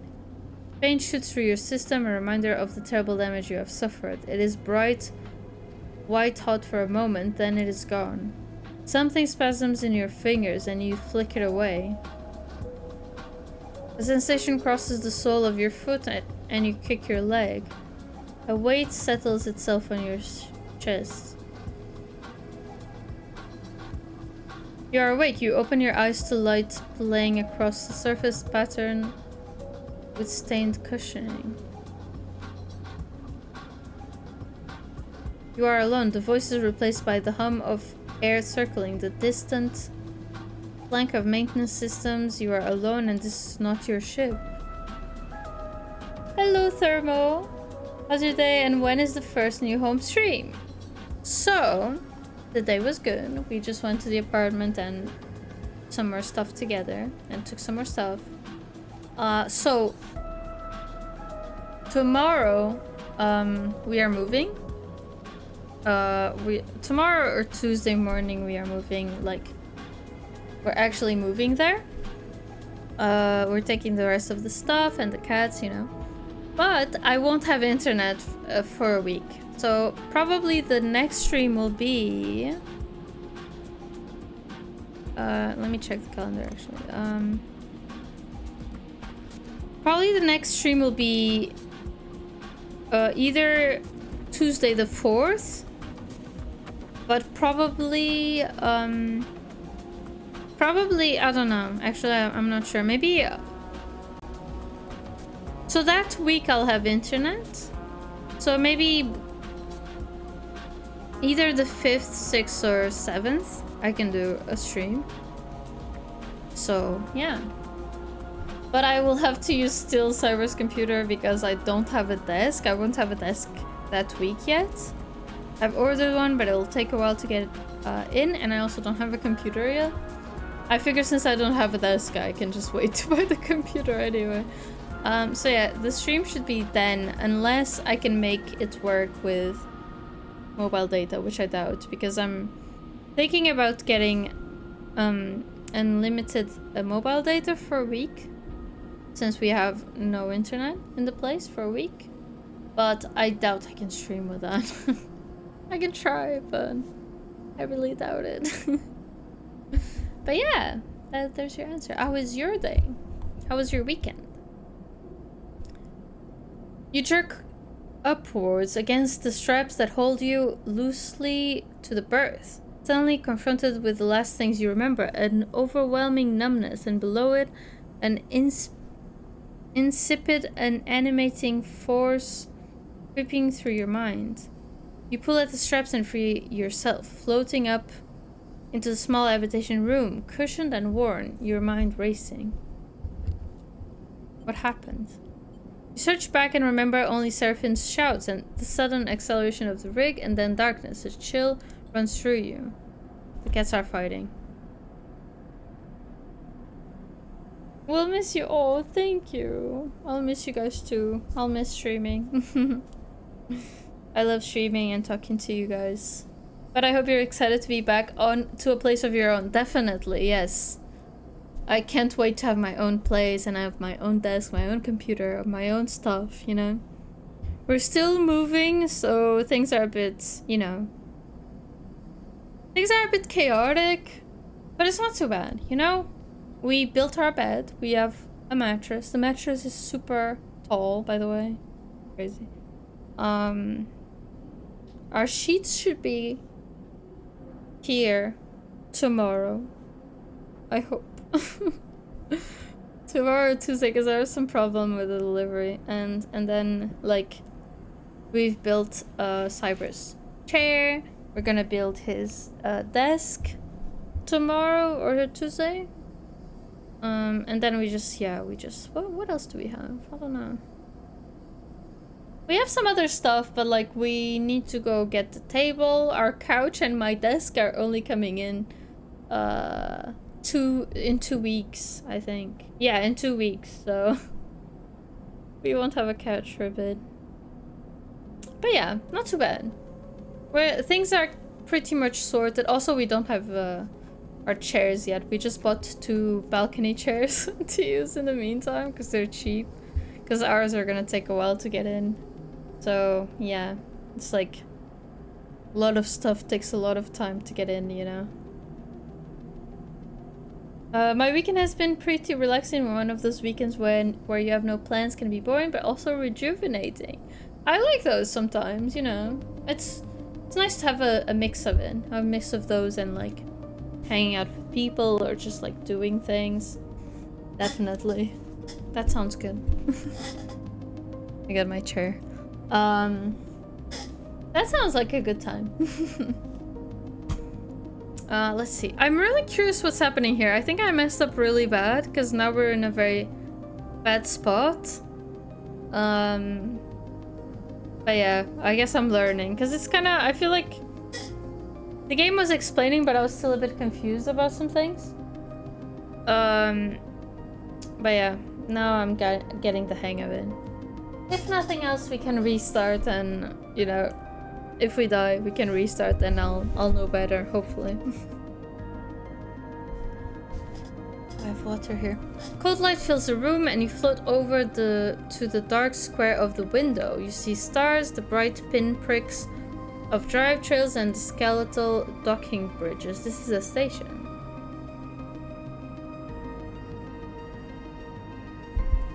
A sudden hiss draws your attention to the door, which slides open with a puff of equalizing pressure. Bliss, troubled repair technician. Okay, this is a new character. The entering figure jumps as they see you are awake. You're up. They hesitate in the doorway. Where's Seraphine? Your friend, right? They laugh nervously. I'm not really sure. He headed out a while ago. I'm Bliss, they shrug. Not sure of what to add. Your friend Seraphine is out. Sorry, he brought you here. Here? Right, they nod slowly. This is my room. They glance around. Not much I know. We are in my repair bay on the far spindle, if you know where that is. How did I get here? They look around at the room again. Come on, let's go somewhere a little more comfortable. They hold out a hand. You're safe, don't worry. You follow them out into the corridor, gliding behind them. They move with an ease of someone who was either born in zero-G or has spent most of their life in it. They guide you to an enclosed balcony where heavily scratched, thick acrylic windows look out onto a chaotic-looking wet dock. At the center of the dock is the rig, scratched and worn, but still your ship. It's a reassuring sight. So what happened? Your ship, Bliss, pauses. You were lucky I heard your distress call, a signal. You sensed they were holding something back. I guess that expensive long-range array I was tricked into buying finally paid off, they laughed to themselves. Well, at least for someone. You were out cold when I got there, and have been for all the cycles since. Your friend wasn't in great shape either, but he bounced back fast. Oh, there's Seraphine! I make a habit of doing that. Seraphine's voice makes you spin around. Good to see you up. He can't suppress his smile. Aww. Are you okay? He smiles. Don't start fussing over me, sleeper. I'm good. Aww. Your eyes follow to Seraphine's bandaged abdomen. He notices and pulls his jacket over the wound. Certainly looks better than when you came in. You should have seen. Bliss abruptly stops after Seraphine glares in their direction. Here, Seraphine pulls a few chits out of his pocket. Catch. He slings them over to Bliss. That's all I could get for now. Working in your condition? Seraphine sighs. Please, I'm fine. Bliss looks at you apologetically. I know what it looks like, but I'm sorry I can't work for free. Keeping this place going is bad enough. I get it. Seraphine nods. We're just thankful you towed us in, and we aren't freeloaders. Bliss looks up between the two of you. I'll let you two catch up. They turn to you. I'm glad you're awake. We were worried. They pat you on the shoulder and glide back down the corridor. With Bliss gone, silence descends on you and Seraphine. Both of you unsure what to say.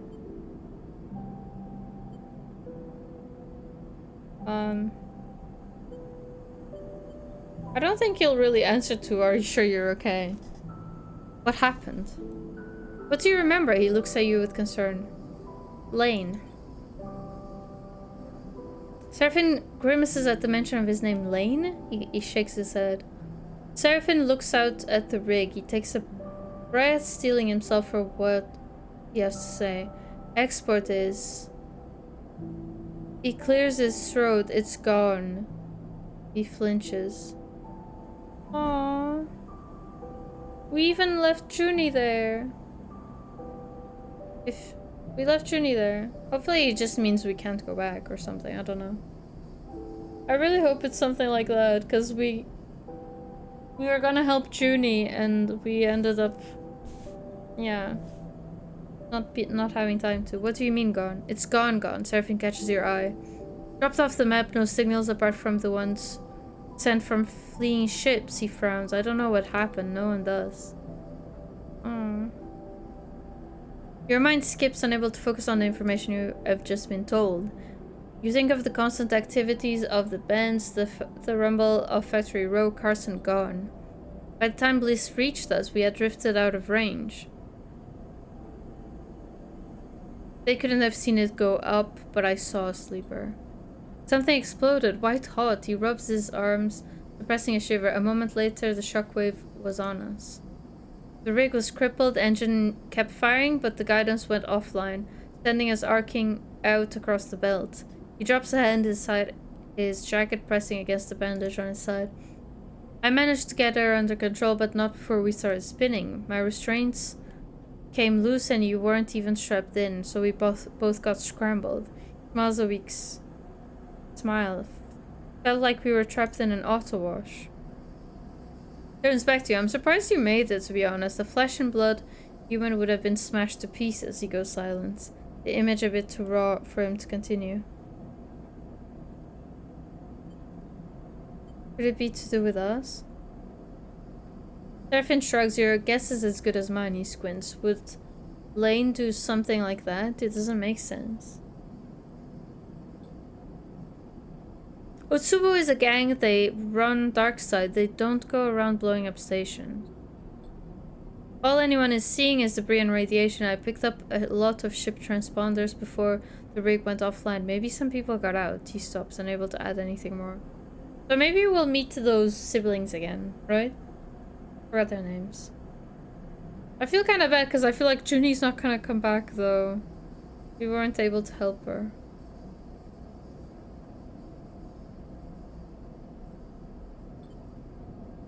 We both floated in silence for a moment. What now? Stefan laughs weakly, one step at a time. You in a rush? You already owe Bliss for the work they did on the rig, and it isn't finished yet. A few more cycles, I've been told. Bliss won't hold us hostage, but I don't like skip out on paying, even if we could get the rig started up. He rubs his necklace between his fingers. Bad karma. Beyond that, we need to work, fuel. We need work, fuel supplies, and we need to make sure you're okay. He counts off the issues on his fingers. After that, he shrugs. I haven't heard of anyone coming after us, and if they did, they'd have to come through Hexport or what's left of it. He looks away. Far Spindle is way out of Lane's territory anyway. They call this bit of the belt the Wash, and the stations here run differently to Darkside, so for now, we have some freedom. Serafin sighs. Freedom to go broke, starve, and get into even more trouble, that is. In all honesty, I was hoping you might have some ideas. He pats you on the shoulder. I want to explore this place. Far Spindle, there's plenty to see. This is a free station. No one faction holds control, so it's quite the circus. It's just watch your step out there. Serafin pauses and stares down. Look, sleeper. He rubs his side. I'm not sure I can work right now. I just got kicked out of a salvage yard for passing out on the job. He looks away. Even with the pain meds I've been able to scare up. I can fly, that's for sure. He stares obstinately at the rig. But you are going to need some crew if you want to do any serious work. He chews up his lip. I'm sorry. Don't be. Serafin nods. Thanks, sleeper. He turns away. I'm going to go take a rest on the rig. I'm wiped. You look out at the rig as he leaves. The warmth and softness of your waking moments now feel like a distant memory.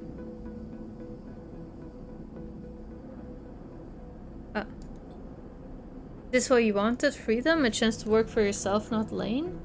I think so. Well, here it is, with all the problems and complications you could imagine. And at what cost? Could Lane have wiped out Hexport just to try to end you? You shiver at the thought. But if not Lane, then who? Theories cloud your mind. I think push them away. It's not worth it. Now is not the time for theories. You run your hands along your body, feeling the marks and holes left by the hunter's weapons, and you know in that moment you have been irreparably damaged by the encounter. You realize these scars are reminders. You will not be caught like that again, you swear it. You take a breath, time to make a plan. Glitch clock tracks your level of glitch and it indicates if you have a chance of rolling a glitch dice. Glitch dice looks like this. You have gained some glitch. Glitch is a penalty you gain from repairing dice and from Lane's attempts to hack your system. Your current level of glitch is represented by the glitch clock. Your side, you can have a maximum of 6. Each level of glitch you gain will increase your chance of rolling a glitch dice at the start of the cycle. Each time you roll a glitch dice, you clear 1 level of glitch. A glitch dice has a 80% chance of negative outcome when used, 20% chance of a positive outcome. So that's great. But then if I roll another, then it clears my glitch. That's it? What they mean, right?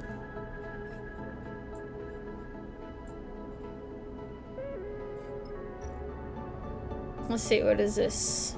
Help the residents. Underhang residents couldn't afford to rent further up, so they came here to build their own units. They are always in need of repair work. Okay. The Underhang grew organically Unit after unit built on to each other by refugees and new residents. This makes it a tough place to explore. Okay, so we could help the residents. Many residents, it's not an easy place to learn to navigate. So that should unlock us new places once we are done with it. 2 more places, so let's see. There's the docks, and in the docks we can roam, but that's really bad for us. We can study the manifests, and we're neutral at it. Okay, so I think these are all to unlock stuff. To explore the core, chat to crews. I'm really bad at that. The core of the swindle is where crews and freelancers mix, travelers rest, and resupply. Business gets done. I think I will start with the other one because I'm good at it. I assume there's nothing to be done here. Oh my god, you almost made my bottle fall down the stairs. So that's cool.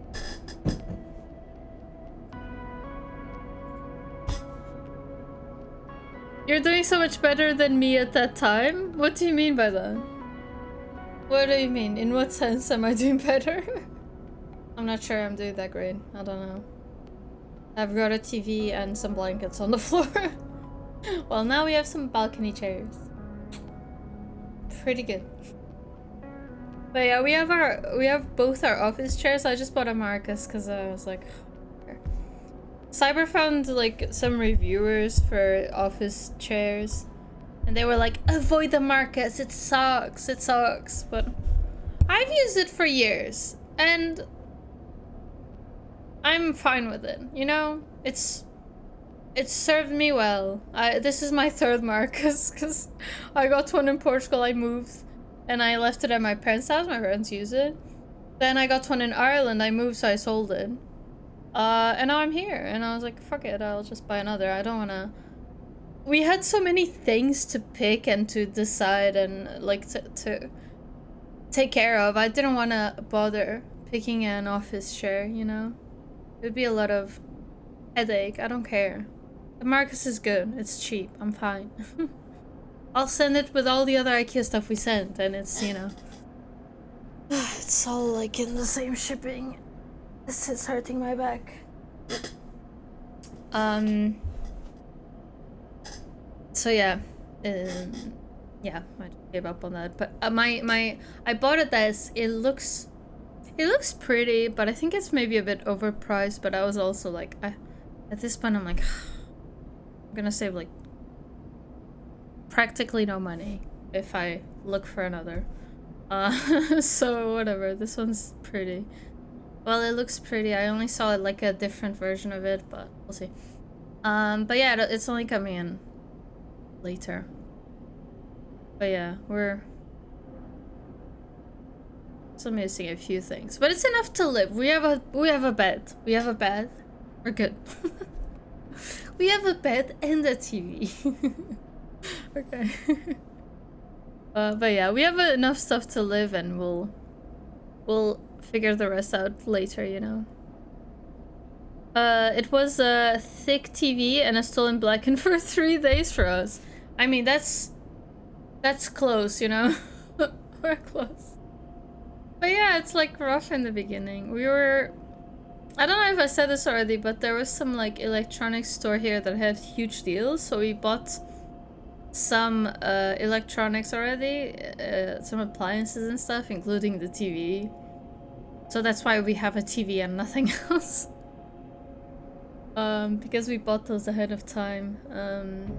But the furniture we were avoiding because we were like, we don't really know where we're gonna live, what like the space is, if we have, you know, what size we can buy, and if it'll look good, that kind of thing. So we're buying it now. Right, Stitch? Anyway, overload? Overload what? There's still feed? I thought it was my phone. What is it? Let me hear myself. I forgot how to do it. Wait.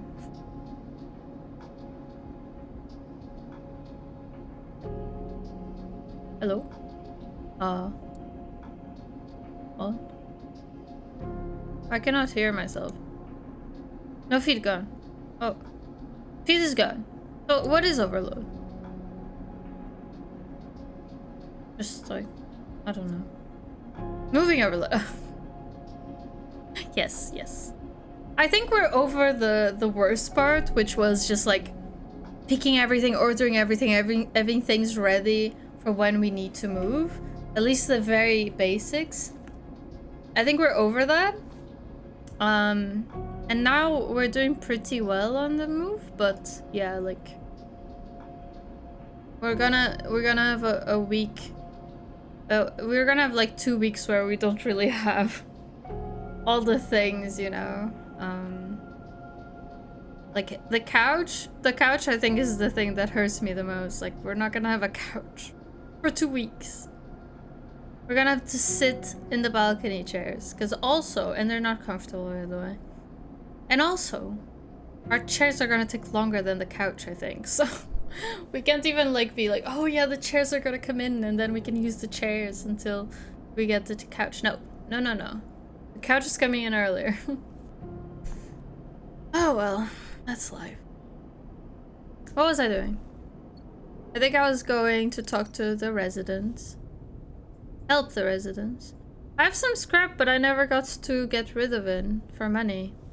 Oh well. Okay, so I'm gonna use my 4 here. I'm not sure I want to risk the glitchy ones. Okay, neutral. Okay, let me check the guide again, because I forgot if it said...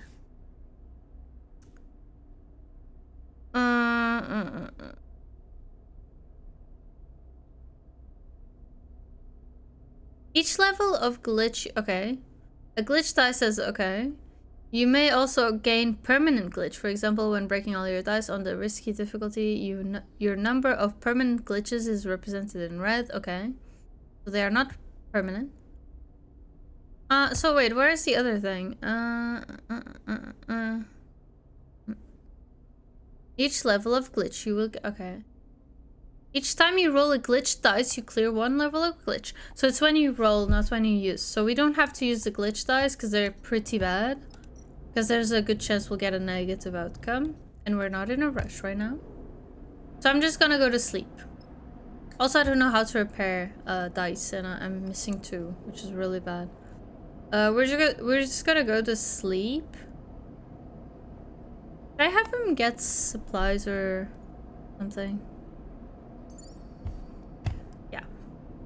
We're gonna go to sleep, and we should be out of glitches the next cycle, I hope. Yes! Okay, we're out. Hello. Okay. Lelo, sai. Sai. Não. Lelo.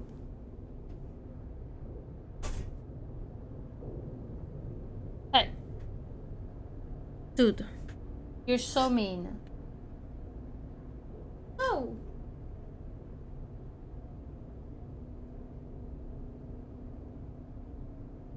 I'm just like... You're being very mean. You know not to go on the computer. Okay. I'll stop annoying her. So, sure. She's so... Oh, I know words. She's so stubborn. There's no purple. In-game action moving? Well, what does moving mean? Because my character isn't moving. You have to specify that. So we found out that the beans I was eating the other day are spoiled, probably. There's no purple. But we can just spin this if you want. Or I can tell you all of them, but it's a lot. I should really write it down. Yeah, I feel like we should just always spin it. Should we just spin it? Okay. We got... toasted marshmallow or stink bug. Is that okay? No moving of any kind? Like no mouse? I don't even know what the punishment would be because I have no hot sauce here. Okay. Let's get the stink bug, I guess. Let's see. How am I gonna fix this then?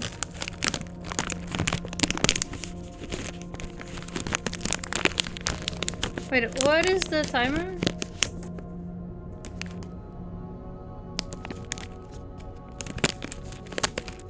But I can't play the game? We just talk for 5 minutes? I've been talking already.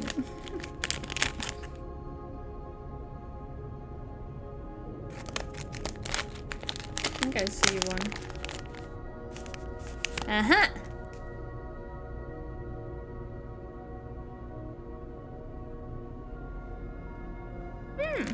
That's a good one. These are very tasty, by the way.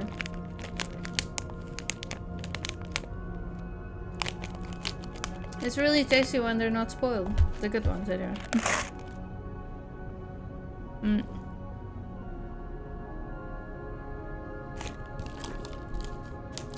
Okay. I think it's been a minute, right? I don't know, I didn't put a timer. I'll do until 43. So yeah, anyway. Now I actually have to think about things. I've been talking, but now I don't remember. So they don't have the places don't come with lamps here.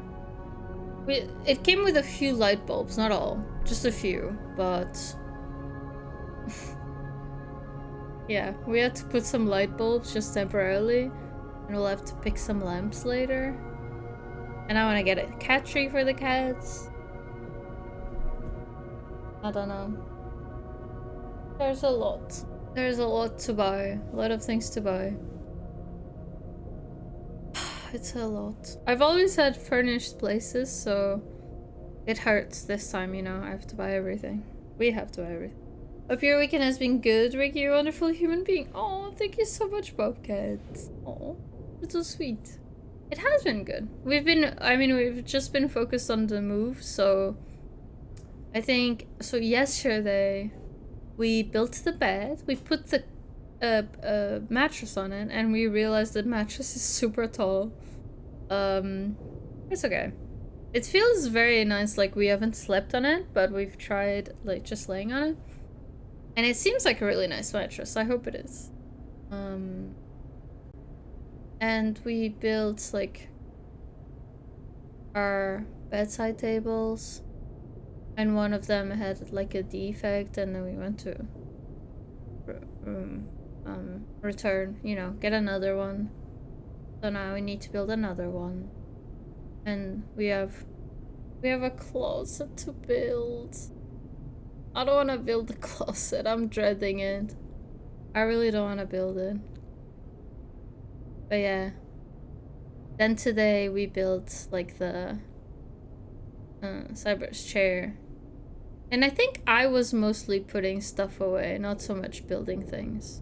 But we didn't have a lot of time today to do things. But we have moved a lot of stuff already, so I think we're doing good progress. So tomorrow we'll do the rest of it, and take the cats tomorrow, Tuesday, you know.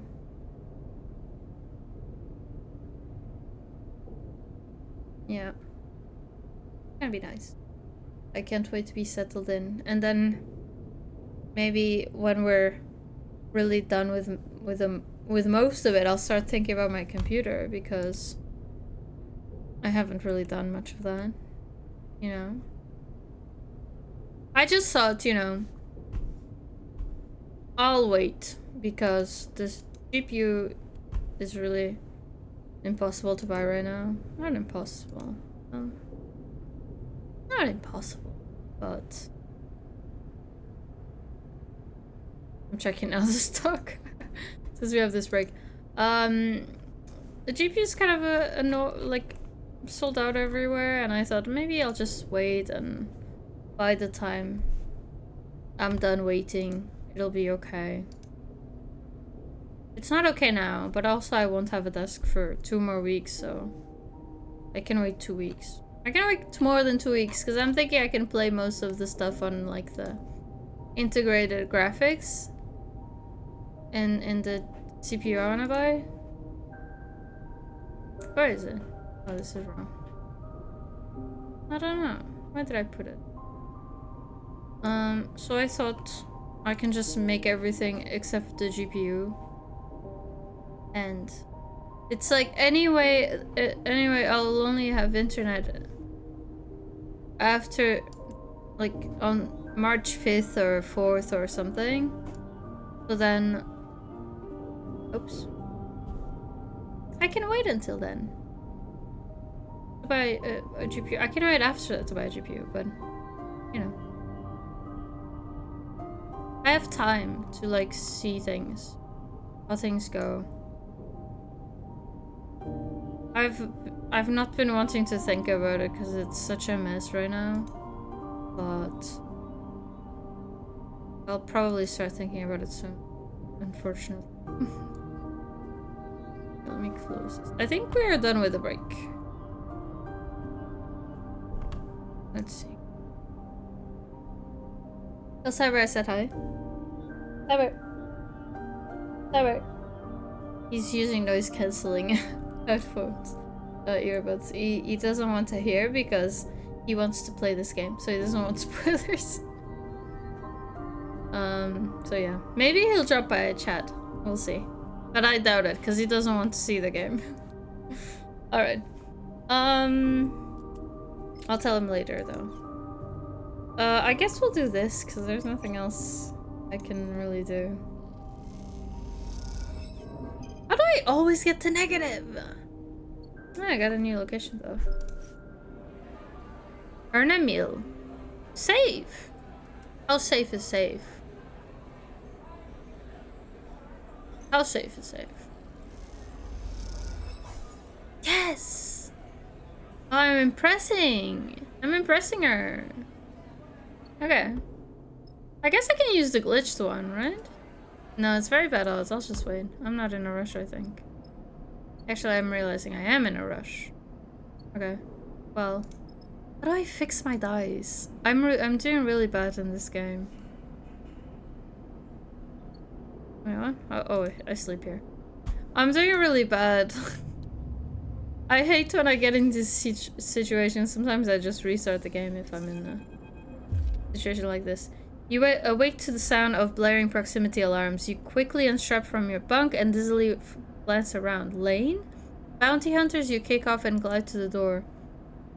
As you do, Bliss pops their head around the corner. Sorry, they look a little sheepish. In all honesty, it's not my fault. Your wiring's all backward. What? Oh, okay. It takes you a moment to understand what's happening. You steady yourself against the door frame. I'm just a little jumpy. I get it. Bliss looks down. Didn't mean to wake you. It takes you a while to get ready and drift down to the mess. See what's happening. By then, Bliss has turned off the alarms. You find them unspooling wires from a hatch you'd never previously noticed in the mess's ceiling. Sorry again, sleeper. Their voice comes through the ceiling panels, muffled and dull. You settle at a stool, neatly tucking your legs behind the crossbar. How are you doing? Me? Bliss's muffled voice echoes around the room. I'm working. A pause. Helps keep my mind off things. What things? Bliss spins deftly, hooks their legs into into the open ceiling so that from your perspective they are hanging upside down. They give you a look. Do you really want to know?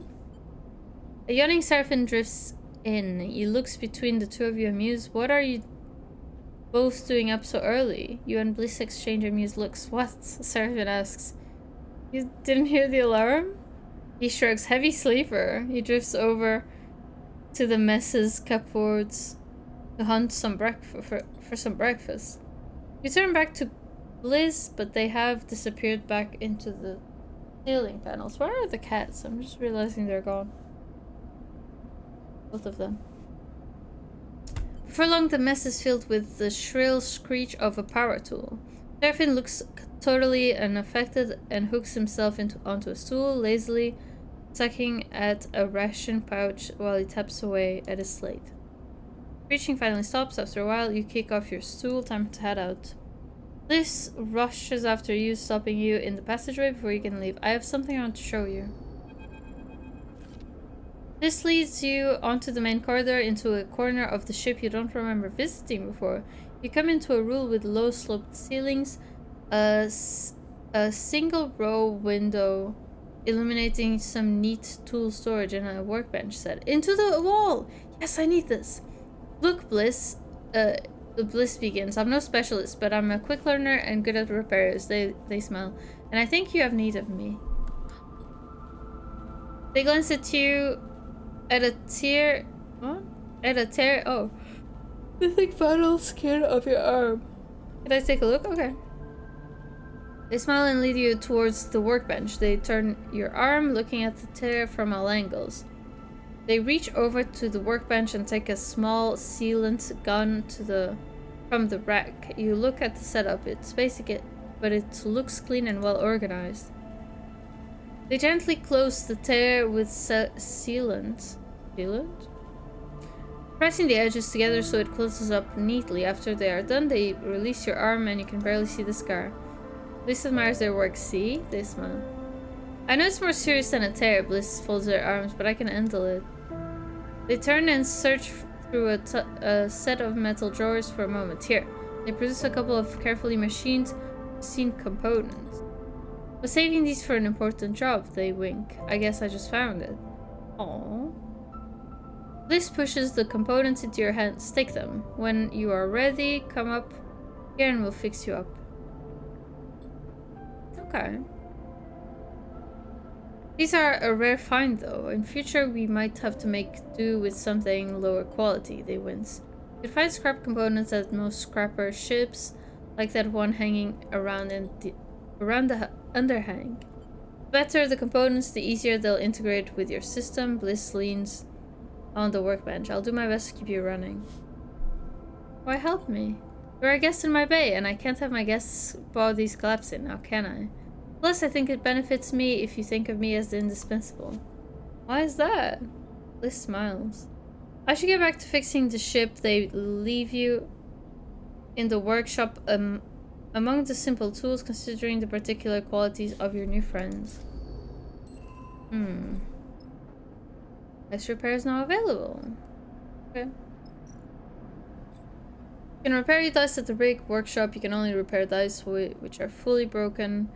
Repair requires either scrap components. How do they get better, though? They don't? The better components you use, the less glitches you will suffer. You cannot repair dice during a contract.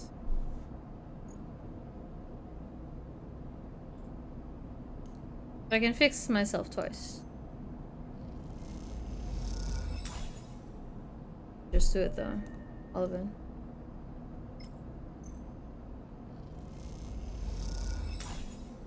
There we go.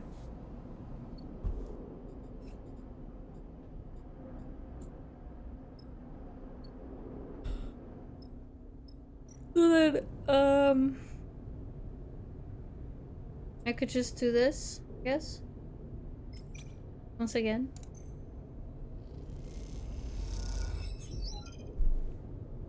Oh, I even got some food. Okay, so we can, if we do another 100% of that, that'd be cool. Oh, let's see. Spindles, what was it called? Spindle's Edge. Improvised residential block. Healing shift. Most of this, this is really, really bad for me. They leave that tiring, okay.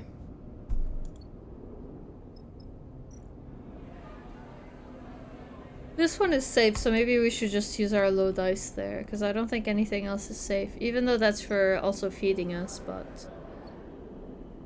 What do I do with the 1 and a 2? That's really the best. Lilo.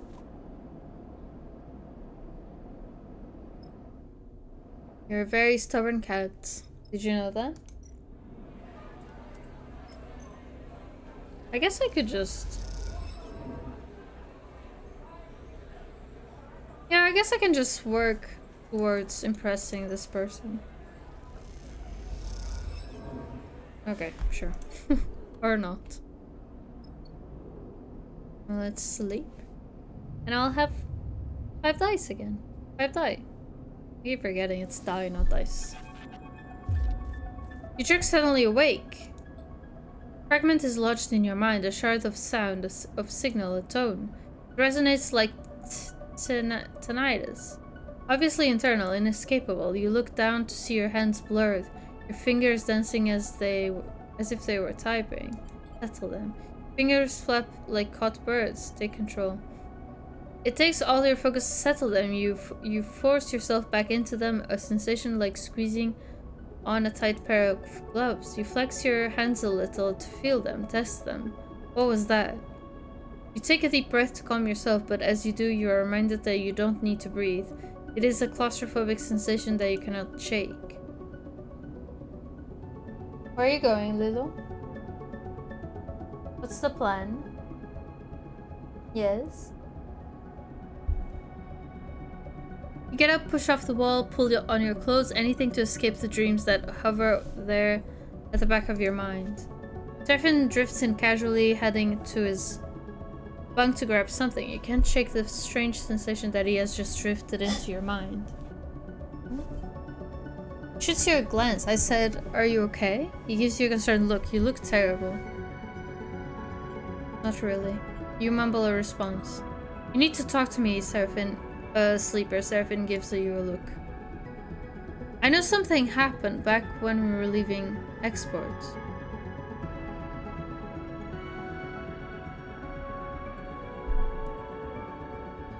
I say, what do you mean, is it avoiding? Why don't I tell him what happened? Oh, let's tell him. Right, Stitch?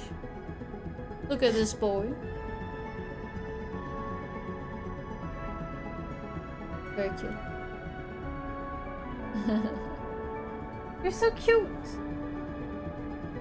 Where's Lilo? Oh, she's just sitting behind the monitor.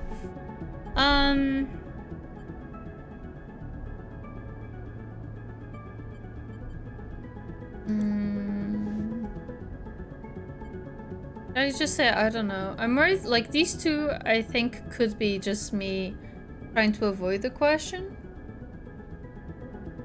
Trying to avoid talking to Serafin. Or not. I don't want to avoid. Oh, we have more space for fuel now. Oh, right. Okay, so the boat's fixed. The ship's fixed. I'll just say the explosion. I feel like all of these could be, like, avoiding. I don't know. The explosion? Not the explosion. He shakes his head. I saw it, Sleeper. Something change. Saw something change in your eyes. He pauses, looking for the right way to explain. They were cold, fixed. I've never seen that before. You look away. Back when we first met, I knew at once you were human. I knew because of your eyes. I'd never met a sleeper before, but I knew immediately that you were no machine. It was obvious. But then on the rig, shivers. I couldn't see that anymore. I kind of know what happened though, right? What is happening? Why can't I tell him? It looks like Lane hacked me, so why don't I say that? I don't know what happened. What did it feel like? Gives you a curious look. I'll try to identify it, yeah. What happens if it's negative? Okay. You close your eyes and recall the moment. You remember Lane's voice, the rig hot and close, the numbness, and then you see it glittering in the non-space of your mind. Thin and bright, like spider silk, a thread. Oops. Oh, I skipped something. Sleeper, Seraphin's voice interrupts your thoughts. You open your eyes with his irritated face. Are you even listening? We need to get you checked up. We need to know what's happening. Seraphin gives you a stubborn stare. This isn't just about you. But where? I've been asking around. Seraphin's face is set with determination now. There's another station near this one. Flotsam. It's a mess, an accumulation of wrecks and docked ships, but it also houses some of the best artificers in the wash. We should go there as soon as the rig is ready. Okay, I'll go. Thank you. Look, he pauses. I know... I don't know why, like... It looks like the game wants me to really not trust Seraphin or something, but I trust Seraphin. I really trust him. Look, he paused. I know I don't know what it is like to be a sleeper. I understand there are some things you can't tell me, can't show me. But I do know how fear can keep you from doing what you need to do. I'm not going to nag you about it, he sighs, but it needs to be done. He passes by you as he leaves the bunk, squeezing your shoulder as he does, leaving you to your thoughts. You finish getting dressed, feeling your body its strangeness even though you wish you didn't. At the very least, you think you need to find someone who can stop you falling apart. Maybe Flotsam is not such a bad idea. You push the thought to the back of your... As the feeder went off, so Stitch went running. You push the thought to the back of your mind. There's a cycle ahead, but the rig isn't ready. When it is, then you'll see. Isn't it? Oh, it's missing one day. Okay. What shall I do? I don't think I want to explore this much more. I think we can focus just on the other thing. Because it looks like we won't be here for much longer. I don't know, actually. We could get to know the dogs a bit more, or the core. Okay. Let's unlock maybe the core next.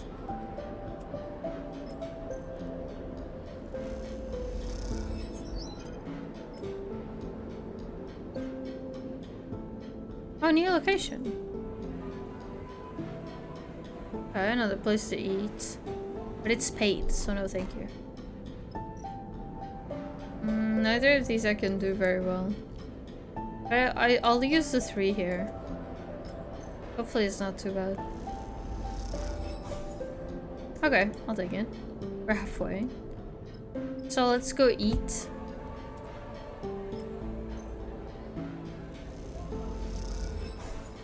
Okay, we impressed her a bit. Okay, yeah, that's fine. I want to use the glitchy one. Let's just end.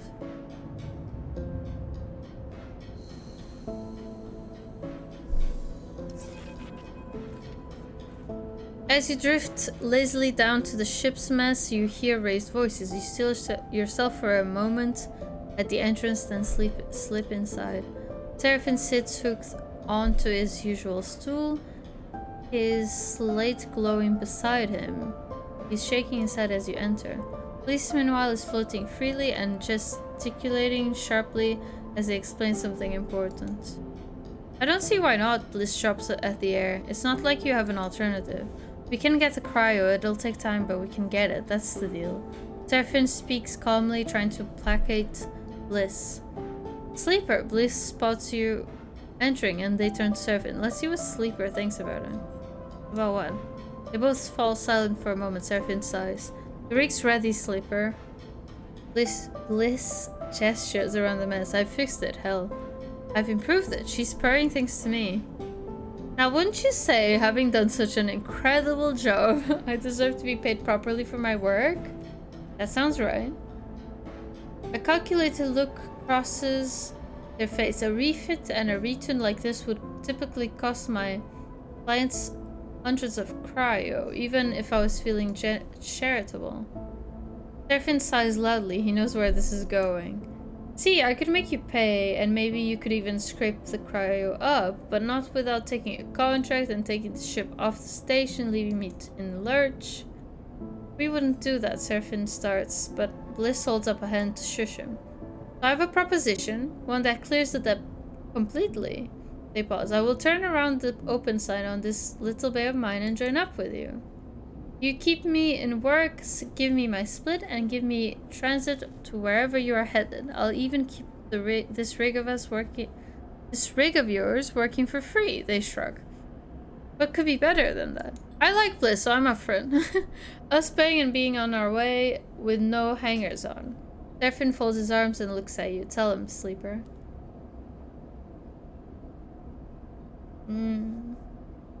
Oh, I don't want to go against Seraphin, but I kind of want Bliss to join us.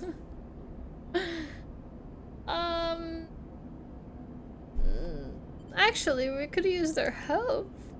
Bliss grins at Servant. See, Sleeper gets in. You can use my help. I'm an excellent engineer, a tidy shipmate, and a half-decent chef.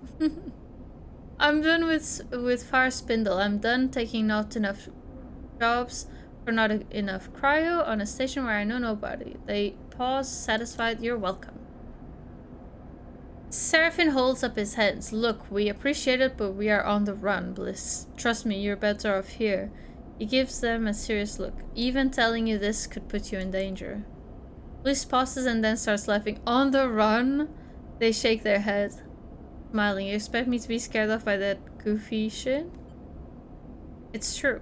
Bliss just shrugs. This system is at war. The belt is spiraling into crisis. Everyone's got something.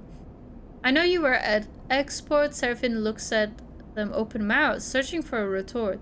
What happened there? Who's to say it won't happen here? I'm not sitting around watching this all play out any longer. They take a deep breath. Something has to give. Bliss turns to Seraphim. Look, you've done your due diligence or whatever. You are on the run. I've been warned. I accept the risks. That's it. At the end of the day, your ship is clamped into my bay, so unless you know my encryption protocols, there's not much left to discuss. Okay. Seraphim shakes his head, a smile crossing his face. They've got us there. He looks at you, then at Bliss. Looks like we've gained a crewmate. He unhooks from his stool. But I'm moving to the engine room, and he drifts off towards the bunks to gather his things. You and Bliss exchange a nervous look. Sleeper. Welcome aboard. Bliss smiles, gives you a half-hearted mock salute. You leave Bliss in the galley and head for the cockpit. The rig is ready to fly again, but the question is where to take her next. Seraphim mentioned Flotsam, a short Starward journey from here, as a busy station where you might find an artifact to help diagnose your glitches and errors. Starward, meanwhile... Hello. What's up? You're such a good boy. So cute. Okay. Sunward, meanwhile, is the Galleon Gate, an abandoned and inhabited megastructure left over from the Solheim days. Maybe good for salvage, but not an easy place to survive. And beyond that, well, as they say, the belt is wide, and at least now you have a functioning ship. Do they say that? You have unlocked the belt map. Okay. This it? The belt? Then? I don't know. I think I clicked the wrong thing, maybe. What? Ah! Okay. Impassable hazards. Flotsam.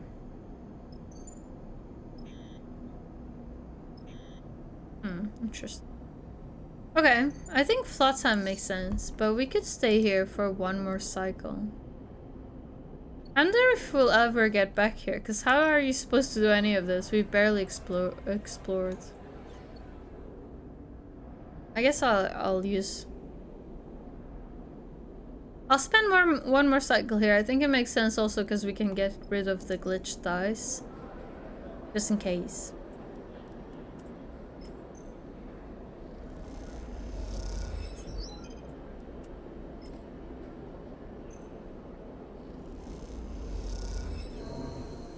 Oh, okay, we got it. Fire Spindle lives up to its name. Its tall stature making it a real effort to travel from end to end. The local solution to this problem are the transit tunnels, massive tubes bolted onto the other side of the spindle that allow for rapid passage from bottom to top. As you find yourself in one of these cavernous passages, bulky cargo haulers rushing by, you start to wonder if braving them is worth the effort. Back up! The shout rattles down the bare transit corridor like a gunshot, and is rapidly. Oh, look at him! He's so cute. Oh my god. And is rapidly followed by a crunching impact. You spin back, pushing yourself against the side of the wide cylindrical passage. As you do, a hauler glides past, sending a rippling wave of air crossed you in its wake.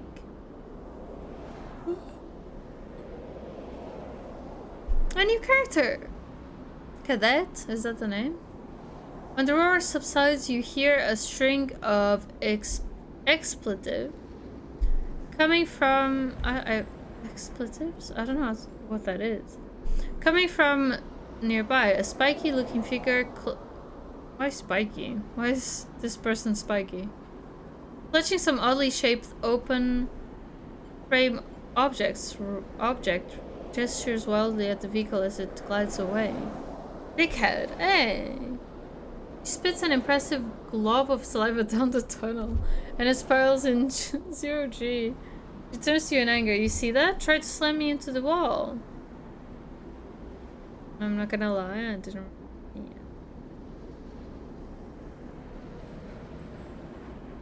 That I believe you though, from what we felt. Lilo. Dude, Lilo just came to my lap and if I try to touch her, she'll bite me. Total dickhead. She knows firmly, no shit, haulers hate us. She sniffs and looks you up and down. Not supposed to be in the transit system without a vehicle. She squints. Not like I care, but maybe you do. What about you? She shakes the open frame in her hand. What does this look like to you? She rolls one of her shoulders, stretching it out. You're new here, right? Is it that obvious? He shrugs sympathetically. Nothing to be ashamed of. Let me give you a tip. She begins checking her open frame vehicle, tightening bolts and untangling pipes. Avoid the haulers. Dick has a lot of them. Especially the water haulers. Think they're better than anyone. Don't mess with the stevedores. Though they're good people. Get treated like shit by everyone else just like us. She rapidly plugs and unplugs a series of connectors. They'll show you the shortcuts. She looks up and never ever get in a spindlejack's way. She smiles, spinning the vehicle in her hands. A spindlejack? Spindlejack? He thumps her chest. You're looking at one. Yeah, but what is it? She pauses, considering something. Then suddenly she reaches into one of her many pockets and pulls out a small transparent rectangle, punched with holes. Holes? What? Okay. Text glints within it. Reading. Cadet, Stripline Express, you take it. Cadet, she flexes proudly. That's me. Stripline is my outfit. Kamal's the dispatcher's small outfit, but we punch above our weight. Dispatch is here in Spindle Score, but I run the transit tunnels up and down the spindle 10 times a cycle. You need anything moving on the spindle, data tag, messages to hold for the hard line, come find me. I'll do that. You know, tell them I sent you. They'll make sure it gets to me. She kicks off the wall and mounts her bike, triggering a small burst of compressed air to keep herself steady in the transit passage. She's so mad, but she's in my lap. You hear a buzz of distorted speech from what you assume is a dispatcher. Okay, she left. That angles her head to her communicator, and mutters back into it. This chair is really not very good. Gotta hop, sleeper. She looks over at you and something flickers in her eyes, an idea or perhaps a realization. You might be able to help me with something. Package that's been bothering me. She squints down the passage. Come to the office at the strip line in a few cycles and I'll show you. Sure. I won't be here in a few cycles. Well, I guess I can move around. We'll call it a favor on account of me saving you from being flattened by a hauler, she winks. Now you better get out of here before another hauler tries to squish you. You step back as she twists the handlebars and a burst of air sends her flying down the transit corridor at an unsettling speed. I think someone's gonna find us soon if we stay here. But if we leave and we come back later, then it's okay. Because otherwise, there's no way to explore this place. You watch her go, slightly caught off guard by her final remarks. What would the courier need you for? Turn the idea over in your head as you find a way out of the transit corridor, back to the safety of the main concourse.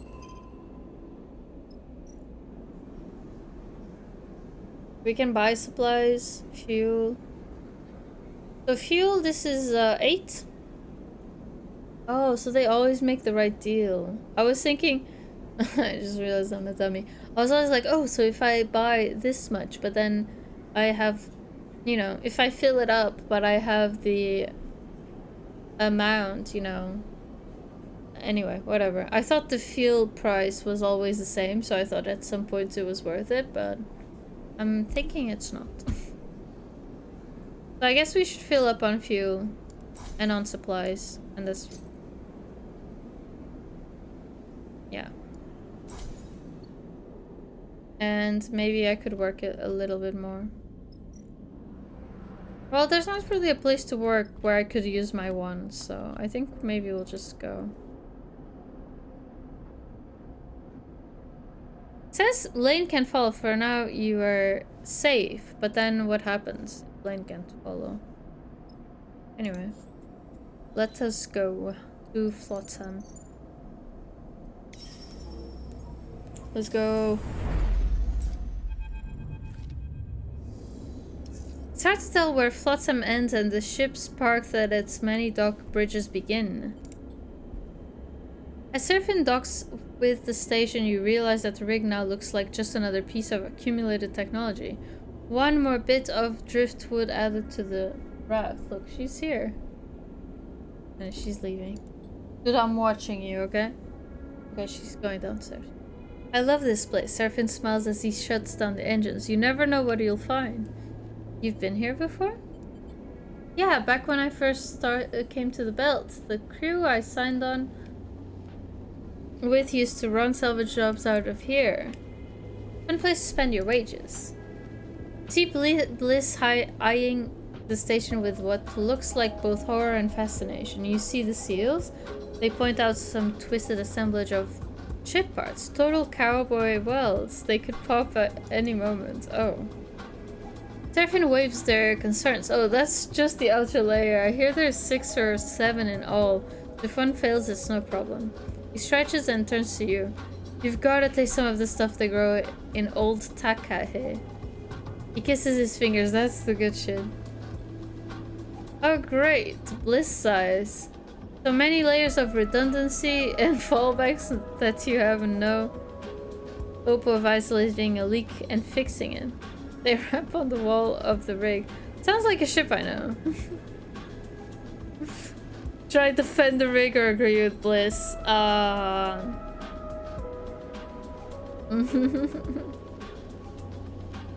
If I defend the rig, will Bliss take it the wrong way? Because I kind of like the idea of being like, hey, don't say bad things about the rig. The rig's my baby. But I'm thinking maybe Bliss will take it the wrong way. Also, callbacks are not redundant, right?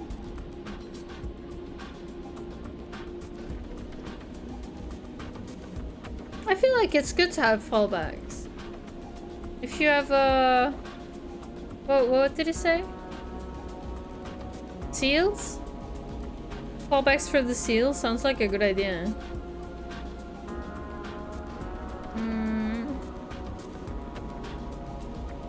I wanna defend the rig. I wanna see how that goes.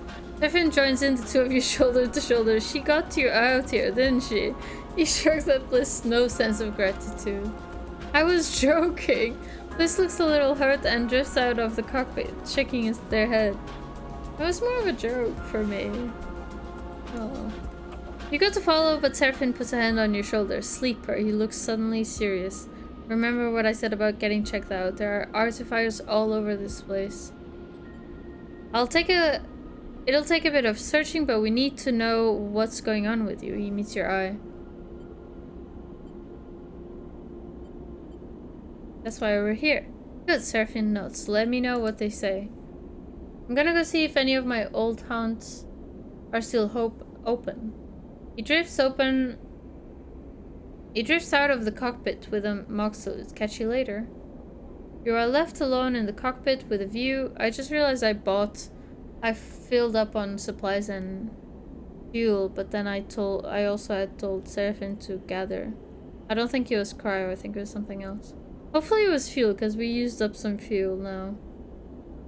So if we get supplies right now, we won't actually get anything, but if it's one of the others, then we'll get some. You are left alone in the cockpit with a view of Flotsam's chaotic structure. You look over the multicolor plating. It does, you admit, have a certain charm. Yeah, I don't know. Wait, I'm still being chased?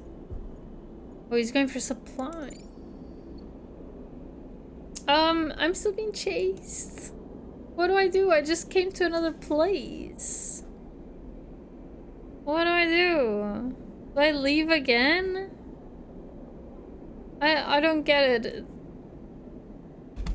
I don't get it. I already ran away from the other place. Is it impossible to run away? I came here because I thought I had to. But now I'm realizing I could have just explored the other place some more.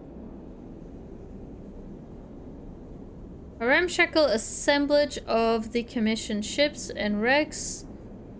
To call Flotsam Labyrinth is a serious understatement. Okay, wait. To explore or analyze the structure. I'm better at analyzing the structure, so let's do that.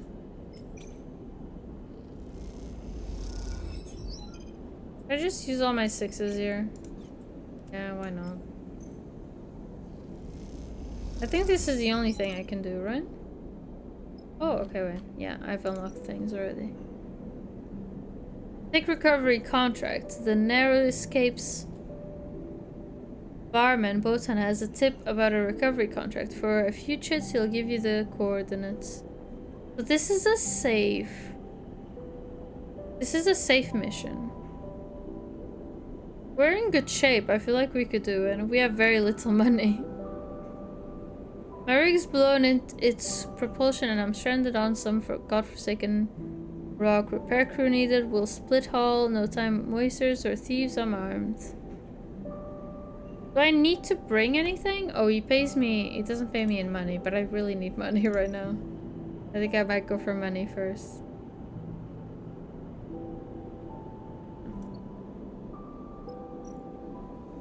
Let's look at some more things.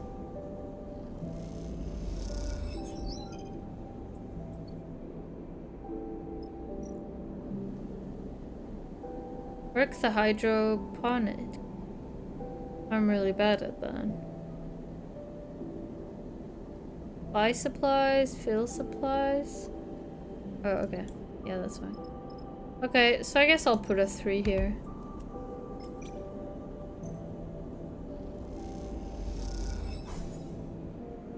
Hello. What's up? Oh, are you being nice now? Are you being nice on your way to the computer? Because that's what it was looking. Oh, no, she just attacked it. Faça isso, mano. Deixa eu em paz. She's definitely trying to go to the computer. I'm pretty sure. It's so warm in here. I'm just. Oh! What did I click? I feel like something's gonna go wrong, but like. I already ran away. I don't know what else to do. I could try again, but that's just gonna use all my fuel. I feel like something else is gonna happen. Like something I can't prevent, maybe. That contract isn't very good for us right now. But I think... Lilo, sai. I think it might be our... Oh, okay, so we're just gonna do this. Hopefully it's not negative. Perfect. This finishes that up. Case of Flotsam intrigues you. Passage to passage, it is the most incoherent place you have ever visited. Plating, cladding, and cushioning of all kinds of conditions hides a forest of wires and ducts, interfacing in ways their manufacturers would never dream possible. Rooms are crushed cargo bays, flipped bridges, and eviscerated engine rooms. Patchwork corridors are lumpen with messy welds bending worryingly along their length. It is, to put it nicely, a total mess. It's not that you don't like it, but finding an artificer among this chaos has been a little more than a little challenging. This cycle, searching these winding passages once more, seeing only scrap merchants and junk shops, you might begin to wonder if Serafin had any idea what he was talking about when he advised you to come here. A sleeper, the voice cuts through the pungent air. Well, I never. Again, me. You glance in the voice's direction and find yourself looking at a small booth piled with tech. Behind a fogged and scratched plastic screen is a meticulously arranged counter, the only clear spot in sight. At it, an older man with wet and wandering eyes sits neatly. I'll approach, sure. Oh, is that bad? He tilts his Jian Mi. I don't know how to read that. Tilts his head. I didn't mean to be rude. Please, he bows a little. Was that mean of me to approach? I'm confused. That's okay. He smiles warmly, almost bowing again, his hunched shoulders accentuating the movement. How? He pauses, taking care of his speech. How are you feeling, sleeper? He beckons you a little closer. I'm Jian Michel? I don't know. Mitchell? Though, please, to you, Jian Mi. I work with machines. He sweeps a hand above his counter where you see configurations of tiny parts, mostly small ones. He smiles. Okay. Okay. Good. He chops his hand to indicate a stool with a leg bar, meant for perching beside his counter, and such is the clarity and persuasiveness of his movement that you obligingly sit. Your presence is a rare honor here. He smiles and looks down into his lap. I'm sorry if I made you uncomfortable. I'm very pleased to see you. Can I help you with something? I was more imagining I could help you. I can see your journey to me has not been easy, he says with genuine concern. You track his eyes across your body, noticing the scuff marks on your thick, vinyl-like skin, the replaced and broken parts of your body, the marks of violence. You pull your jacket a little tighter. Jianmi folds his hands one over the other and places them on the counter. I do not know what your experiences have been, but I want to assure you that I see you as a person and a being, a soul, shall we say, as valid as any other. You look at Jianmi, his own age and wear also evident, a life of precise and careful work, shaping his body into a reflection of his process. You note his unconfident way of speaking, which betrays a certain loneliness, a lack of practice. It is his turn to feel observed.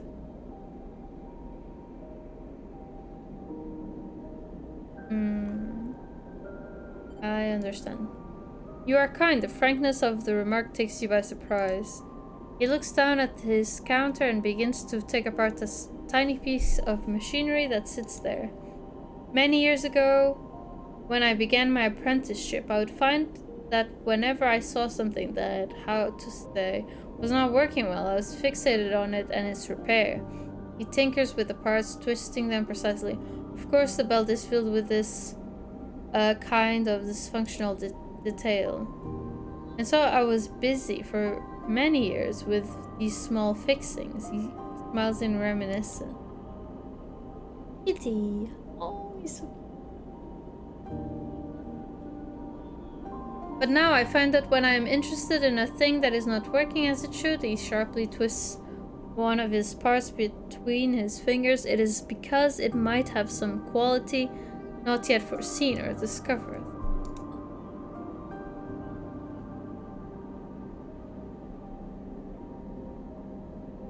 He releases the altered object into the air, where it balletically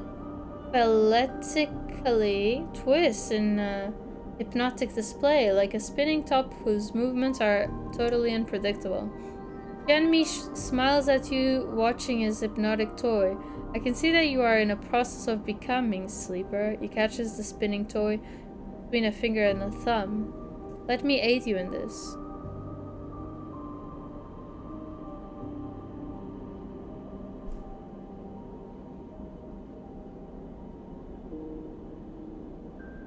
What do you mean? I'm thinking asking him why he just said kind of like he gets interested in these things and wants to repair them, right? So I think it's kind of that.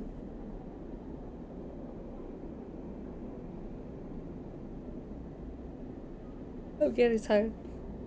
The enemy's precise hands drop to a device around his neck. He deftly pulls a pair of goggles up to his face, masking his wet eyes. It doesn't say his eyes are wet. It's the second time it says that. I thought it meant he was crying, but it doesn't sound like he is, so I don't know what that means. Hold still, Sleeper. Something flickers inside the goggles, their face blank. Jeremy's hands play across buttons and switches on the exterior, tuning, focusing. I'll let him work. When the goggles are finally lowered, they reveal a look of concern on Jeremy's face. I think you better come inside. He kicks off it from his desk and disappears. A moment later, you hear a rattle in a small bulkhead door beside the booth that you had assumed was rusted shut. Creaks opens. Creaks open.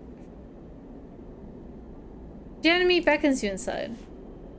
Jeremy's workshop is even more cramped than you expected. As you enter, you are surrounded on all sides with netting holding bundles and bundles of terminals, servers, drives, and cables. At its center, a padded seat and a set of articulated arms mounted with sensors and tools fill the place. The seat, please. Jeremy gestures at it with a polite smile. What are you going to do? Not to worry, I only wish to examine you. It is not non-intrusive.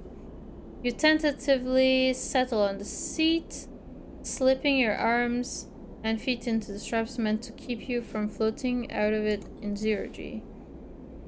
Jeremy floats beside you. He looks across your body.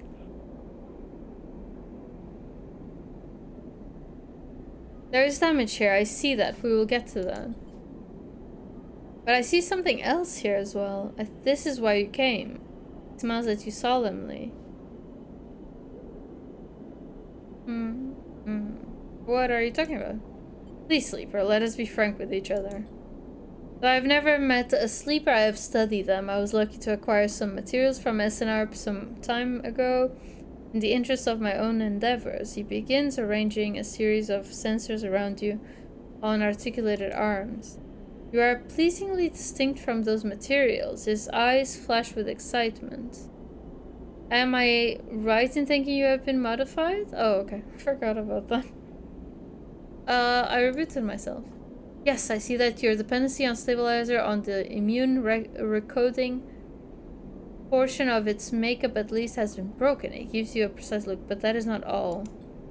You are physically modified, not externally but internally. It carefully positions the final sensor.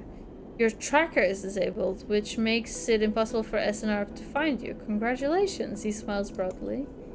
But this is not all. You have been modified, yes, but you are also being modified as we speak. You feel a strange claustrophobia at Jeremy's statement. Modified. Seraphine rebooted your system, ran the recoding protocol, but that shouldn't have physically changed you. It only removed your planned obsolescence. How? Jeremy goes to a terminal and flicks a switch. Through the back of a translucent screen, you see a nodal web in the vague shape of a sitting body, your body. These changes appear to be complex, subtle, but consistent. Jean, how was I saying that? Janmi? I don't know. Yeah, I forgot. Goes silent as he taps at the terminal, the representation of your body rotating and unfolding in unsettling motions. What changes? See here, he points at a flickering representation of your spine, tracing a line towards your head. Your nervous system is growing additional nodal points here and here. Meanwhile, your emulation interface is growing an umbilical access ports, though towards what end I am unsure. You instinctively reach back and touch the base of your head. As you do, the scan flickers and screeches with noise. You feel for something there growing under your thick vinyl skin. You can feel a lump, or is it just your imagination? You pick at it. Janmi and ties and shuts off the terminal. The changes are partial, and in all honesty, he gestures sharply at the sensors. The resolution is too poor. You need to run a full diagnostic, but for that I would need... He drifts over to another terminal and brings up screens and screens of text and diagrams. Yes, some kind of medium to hold your suspended emulation. The access check I can build myself, but we will need to bridge your emulation. Jian-Mi speaks quietly, almost to himself. A ship mine would be ideal for this. Would it have high capacity, a prime ship mine, Solheim in origin?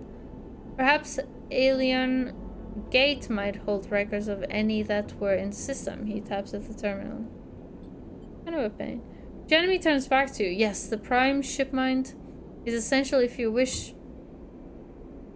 further investigations to be done. I will need this above all. He thumbs terminal off. I am sorry to say, Sleeper.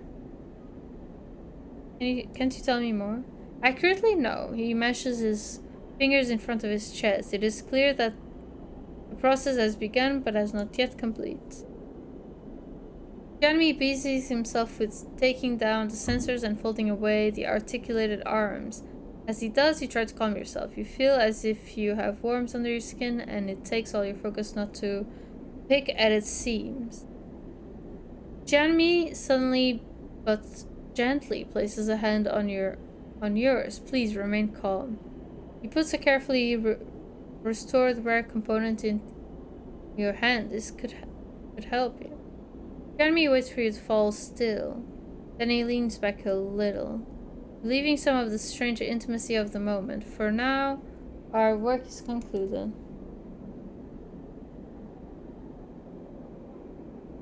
He meshes his fingers again and bows with a small head bob. But you are welcome, anytime. Thank you. Of course. His manner seems to have returned to something more businesslike, as a humble man who knows his customers' needs. You get up from the seat a little dazed and push away into the passage. Safe travels, Sleeper, Jian-Mi says quietly, placing the promised list in your hand as he lets you back into the station. You leave dazed, unsure of how you feel about the insistence of this man's particular kindness. But most of all, haunted by the idea of the unseen processes that are running within you. Part of you does not wish to know anything further, to leave this place and never look back, and another is desperate to immediately retrieve every object on this list so that you may know what strangeness is happening within you. For now, you must steady yourself and find a way to continue. Oh. Stefan comes to find you in your bunk. After Jian-Mi's assessment, you find yourself drifting back to the rig. In need of the familiarity and comfort of your own ship. Sleeper, he drifts in. You found an artificer. He hovers by the door, looking concerned. I'll explain. You tell him about Qian Li, how he offered you repairs and ran an assessment of your frame. You describe the cramped booth, the articulated arms, the strangeness of seeing your own body anatomized upon the terminal screen. What I'm thinking is, why can we hide things from Seraphin all the time? We can hide things from him. And I'm thinking maybe he's not such an ally, because why would we have so many options to hide things from him when the game has only shown us that he's like our He was sort of a colleague. He was sort of a colleague, but we were close, and, you know, now I lost my memory, but still. I don't know. Did I read all that? I think so. I tell him about Jen Li and everything that happened. Then you tell him that your body is changing, growing in ways Jen Li cannot identify. That some process has been started and you do not know where it will end. You mention umbilical ports and nodal points, trying to best remember the details of the things Jen Li asked you to retrieve. Seraphine grows pale and silent. He shakes his head when you stop talking. Lane, he frowns. That piece of shit has to be behind this. Perhaps. For sure, Seraphine looks stubbornly at the floor. That was my guess as well, to be honest. We'll get what you need. We'll find that shipment. He nods. A bit of work here and there, and we can make it to Helion Gate and wherever else. What about your stuff?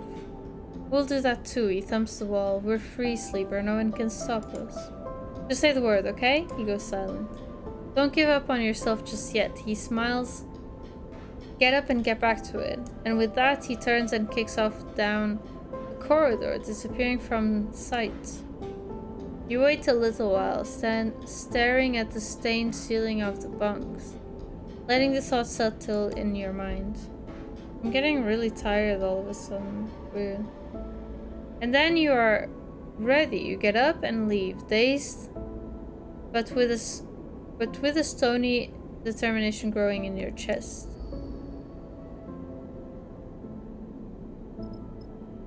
Okay, his booth? What is this?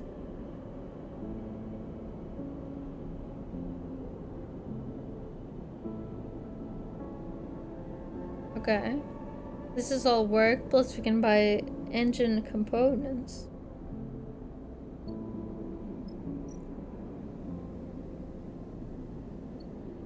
So wait. The integrators usually have some engine components to spare, but they know how valuable they are and price them highly. What components are they?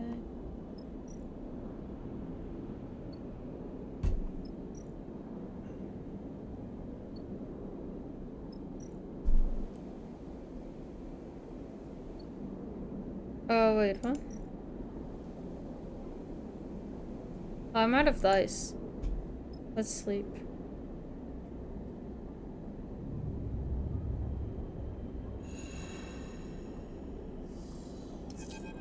There we go. Something flickers in the back of your mind. You stop. You have to stop. Blink away. Blink it away. It is the tightness behind your left eye, an aching point that refuses to move. So we got to the end of that refuge thing, so... But I didn't really see a way to run away from it. It doesn't feel like I can. Then the voice begins, hissing through the background noise of the rig's systems, a new whine amongst the chorus of the life support and ventilation. Sleeper, the hiss brings Lane's sharp features to mind. I suppose you thought you had slipped my net. Hexport jumps into your mind, and an image of the station emulating in white light, though you were not conscious to witness it. You are distant, his voice hisses into white noise. You are not free of me yet. I'm coming, sleeper. The hiss drops, and I will retake control of what is mine. The closer I come to you, the more you will feel it. Lane moves your finger to tap your forehead, in here. Still you cannot resist a bright smile. Pale eyes, a growing hiss that hurts. Then the hiss is gone, the rig suddenly quiet, the stinging tightness diffusing behind your eyes, but the fear remains. Sleeper, you good? Seraphine is there, floating by your berth. You're talking. Lane is coming. Seraphine looks alarmed. You feel him, right? He looks away. We can use that. Stay ahead of him. He squeezes your shoulder. We can do this. We are fast and smart. We keep moving. We don't stay anywhere too long. and we find a way from somehow. You do not know how Lane is able to reach into your mind like this, but how he is able to speak into you, but you want to so desperately for it to stop. You must find out what he has done to you before it is too late. You must stay ahead of Lane at all costs. Lane is hunting you once again. His progress will be tracked by the hunt clock. If this is filled, he will catch up with you. It will increase once every circle you spend in the hub. However, each time you travel, the hunt will reduce by 3. Keep moving, you can stay one step ahead of Lane. Okay. Where's the hunt? Oh, it's right there. Okay. Okay.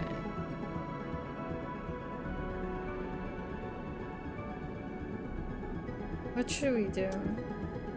I think we can stay here for a while longer.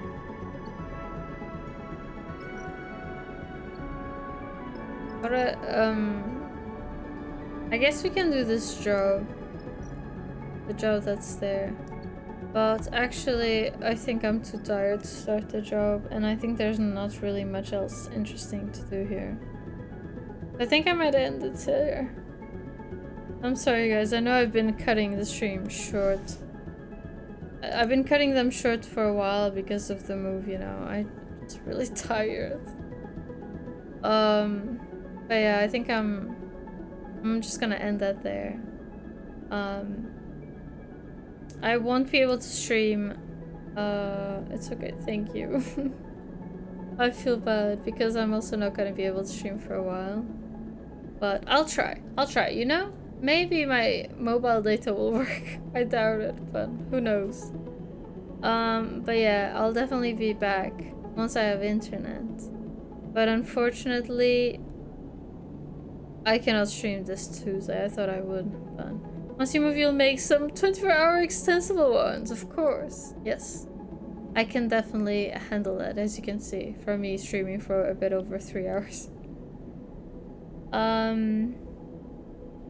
But yeah, I hope you guys enjoyed that. I'm so sorry I'm cutting the stream short so much, but yeah, with the move, it's just, I'm very tired. I'm always tired. Well, I'm not always tired, you know. Just these last few days, it's been a bit more stressful and a lot of running around, you know. But yeah, I hope you guys enjoyed that. Is anyone?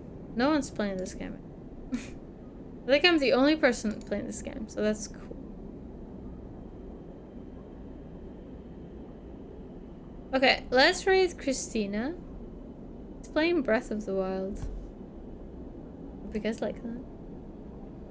Always tired. Anyone past 35? Oh, I guess I'm 35. Well, thank you guys so much for watching. You know. Hello, Spec One. Thank you for the lurk. I'm just about to raid, so I'm sorry about that. It's just I'm just really tired from the move, you know. But yeah, unfortunately I'll only be able to stream in about a week and a half. Hopefully if the installation goes well, you know. Yeah. In the meantime, I'll take care of like the moving and stuff, and maybe the mobile data will be enough. I doubt it, but it's worth a try. You know, we'll see. I'll check it. But yeah, if you want to know when the stream is coming back, you can join the Discord. I will update there, so I always send the schedule there, so you know. But yeah, let's raid Christina. I'll see you guys in a week and a half. Bye.